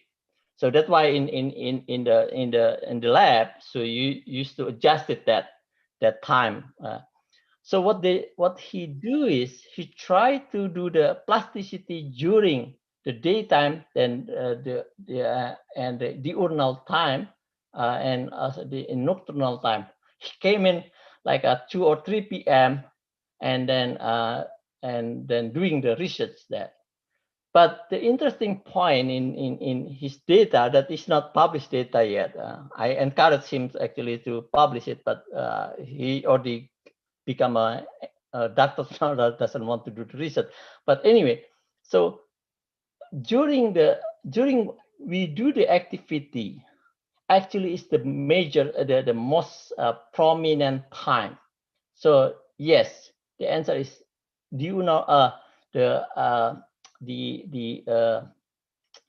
circadian actually have an effect on our plasticity in general, not only just that. So what is the best time? This is probably you guys want to know. So the best time is actually when the animals starting to do the activity. So it actually is around 4 to 5 to 6 p.m. This is probably why God, in our religion, try to get up early, do your activity, because it's the best time. And then our plasticity is showing the same thing too. Our plasticity double compared to the when we do it actually in other time. So yeah, probably this is answer this question. Yes, very clear explanation. So next from Santi from Imeri. Nice to meet you again. Santi asks about she will going to have study about the neuroplasticity in diabetic mellitus and depression patient. Of course, it is hard to examine the BDNF in brain tissue from patient. Is it possible to check BDNF in serum samples from the whole blood? I mean, BDNF in serum can represent the concentration of BDNF in the brain. Is it correct? And then a second one is how is to differentiate morphologically microglia and macrophage cell in the staining method in your study. What is the related function between microglia and macrophages in human system? Okay, this is also a very good question. Yeah, Santi always helping when I am at Imeri. Yeah, he's always entertaining me there. So the concentration of the BDNF in our serum is very, very low. Oh. That's why sometimes we cannot capture that thing. So, and then the other thing also you guys need to know that actually probably I need to rephrase again. The BDNF that floating in the serum actually is the immature BDNF. We have the immature and mature BDNF, and that whether it's representative, I don't know. there's probably I can sending the Santi later on. There's a couple of papers because the BDNF, if you have very good skills, you get to have a good tools. Yes, you can measure, but the measurement is like a picogram, very small. So that if it's sensitive enough, so you can measure that.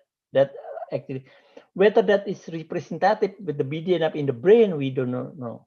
Yeah, but we can measure that. Then actually we can also comparing between this.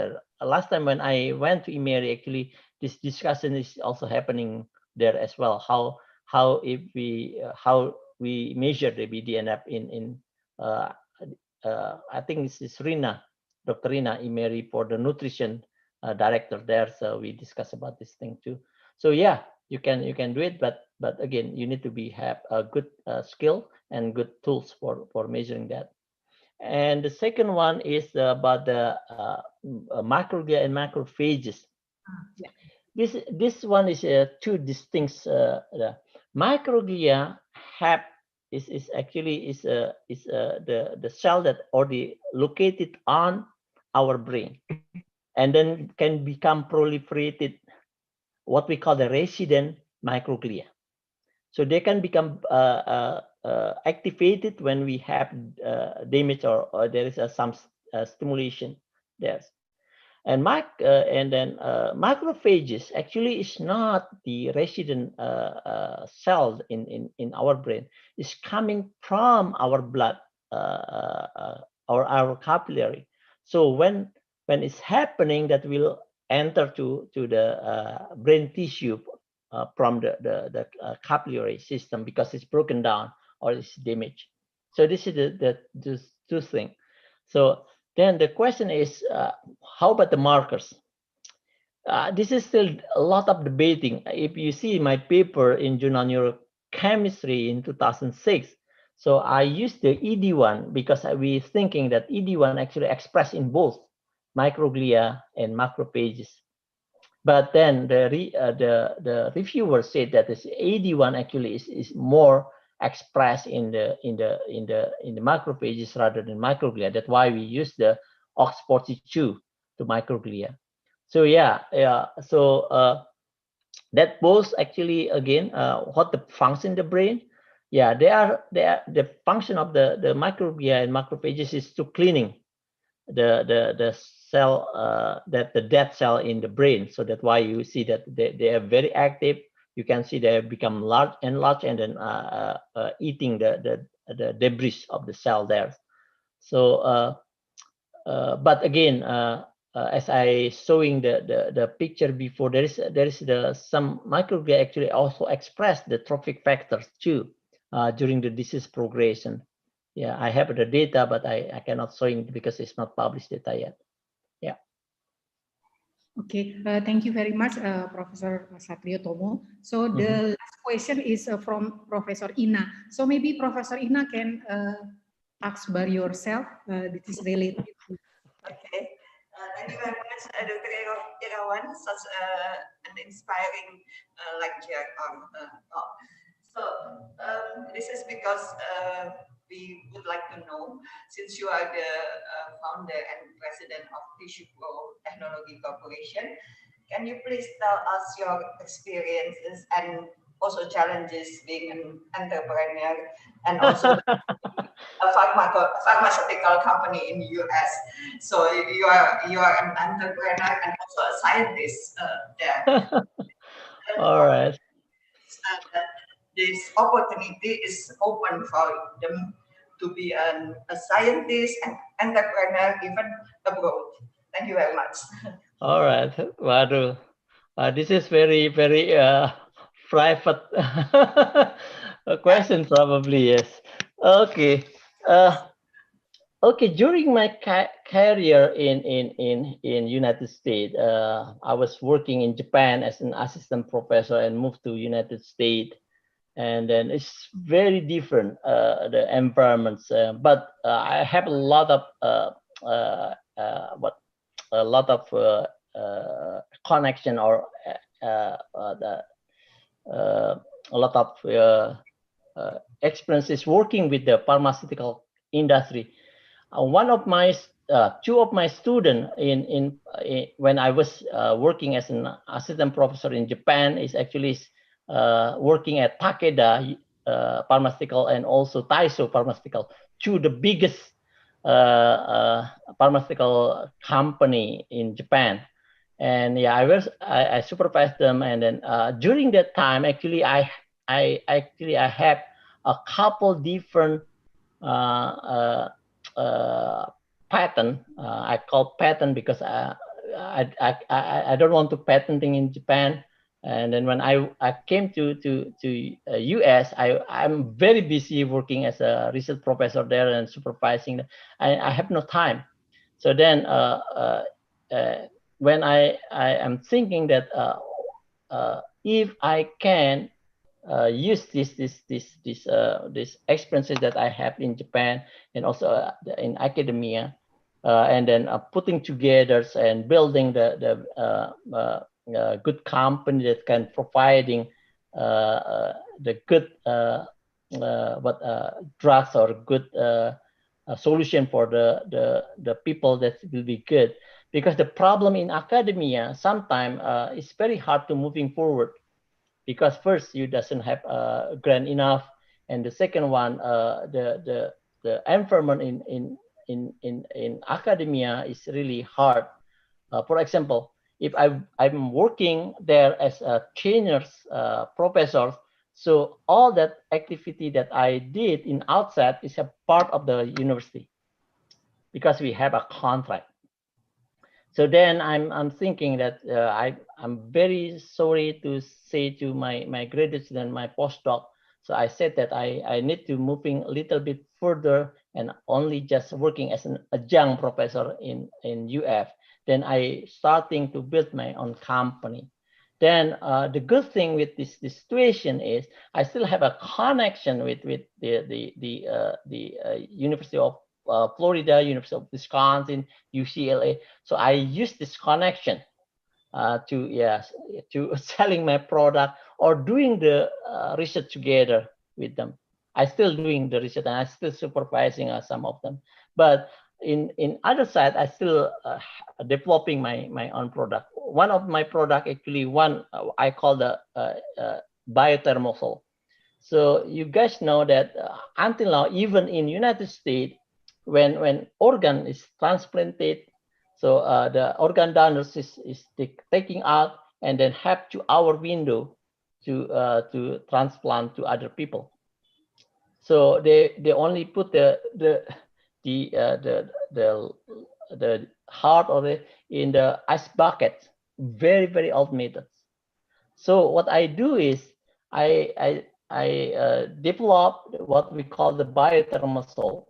So this biothermal salt is a solution. I'm sorry I don't showing that. Probably next time when we discuss about the entrepreneurship, probably I can showing you that actually can prevent the cell actually contain all.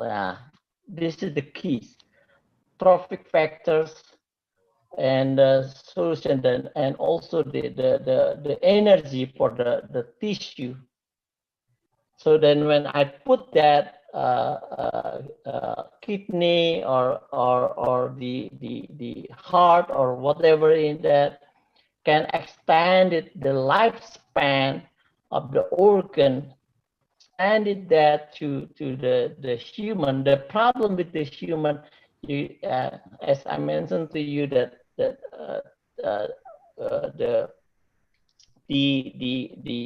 rat is very small. So meaning the perfusion of the tissue is really easy. But if you have the heart like this, the perfusion is really very hard to enter all the system. So I need to have a man to see whether we can working together to develop this. If is happening, it will be breakthrough for the treatment for the transplantation organ, so it can extend it. And so That's what I'm do. By the way, Dr. Lee, I have a distributor in Korea. So if you have, if you want the product, our product, you can asking them to provide that solution. And this solution actually can also extend it the stem cell. So I use that for the stem cell purposes too. So usually you guys using the DMSO.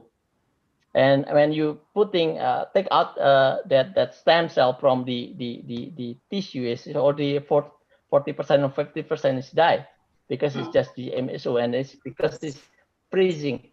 Yeah, both freezing fractures. Yeah, but with my solution, the tissue actually can living more, because even though you put in -80, there's not freeze. That's why I call anti-freeze solution. This biothermal can extend that. So then it can give them the energy as well. So in global, I said that H got the grant from the government in as well as in the state, so then I can continue this. So yeah, I encourage you guys to thinking about that. And by the way, you guys ever heard the Gatorade, the drink, the sport car? That's right. Like Pocari Sweat or something like that. Gatorade is developed by the doctors in University of Florida. It's $1 billion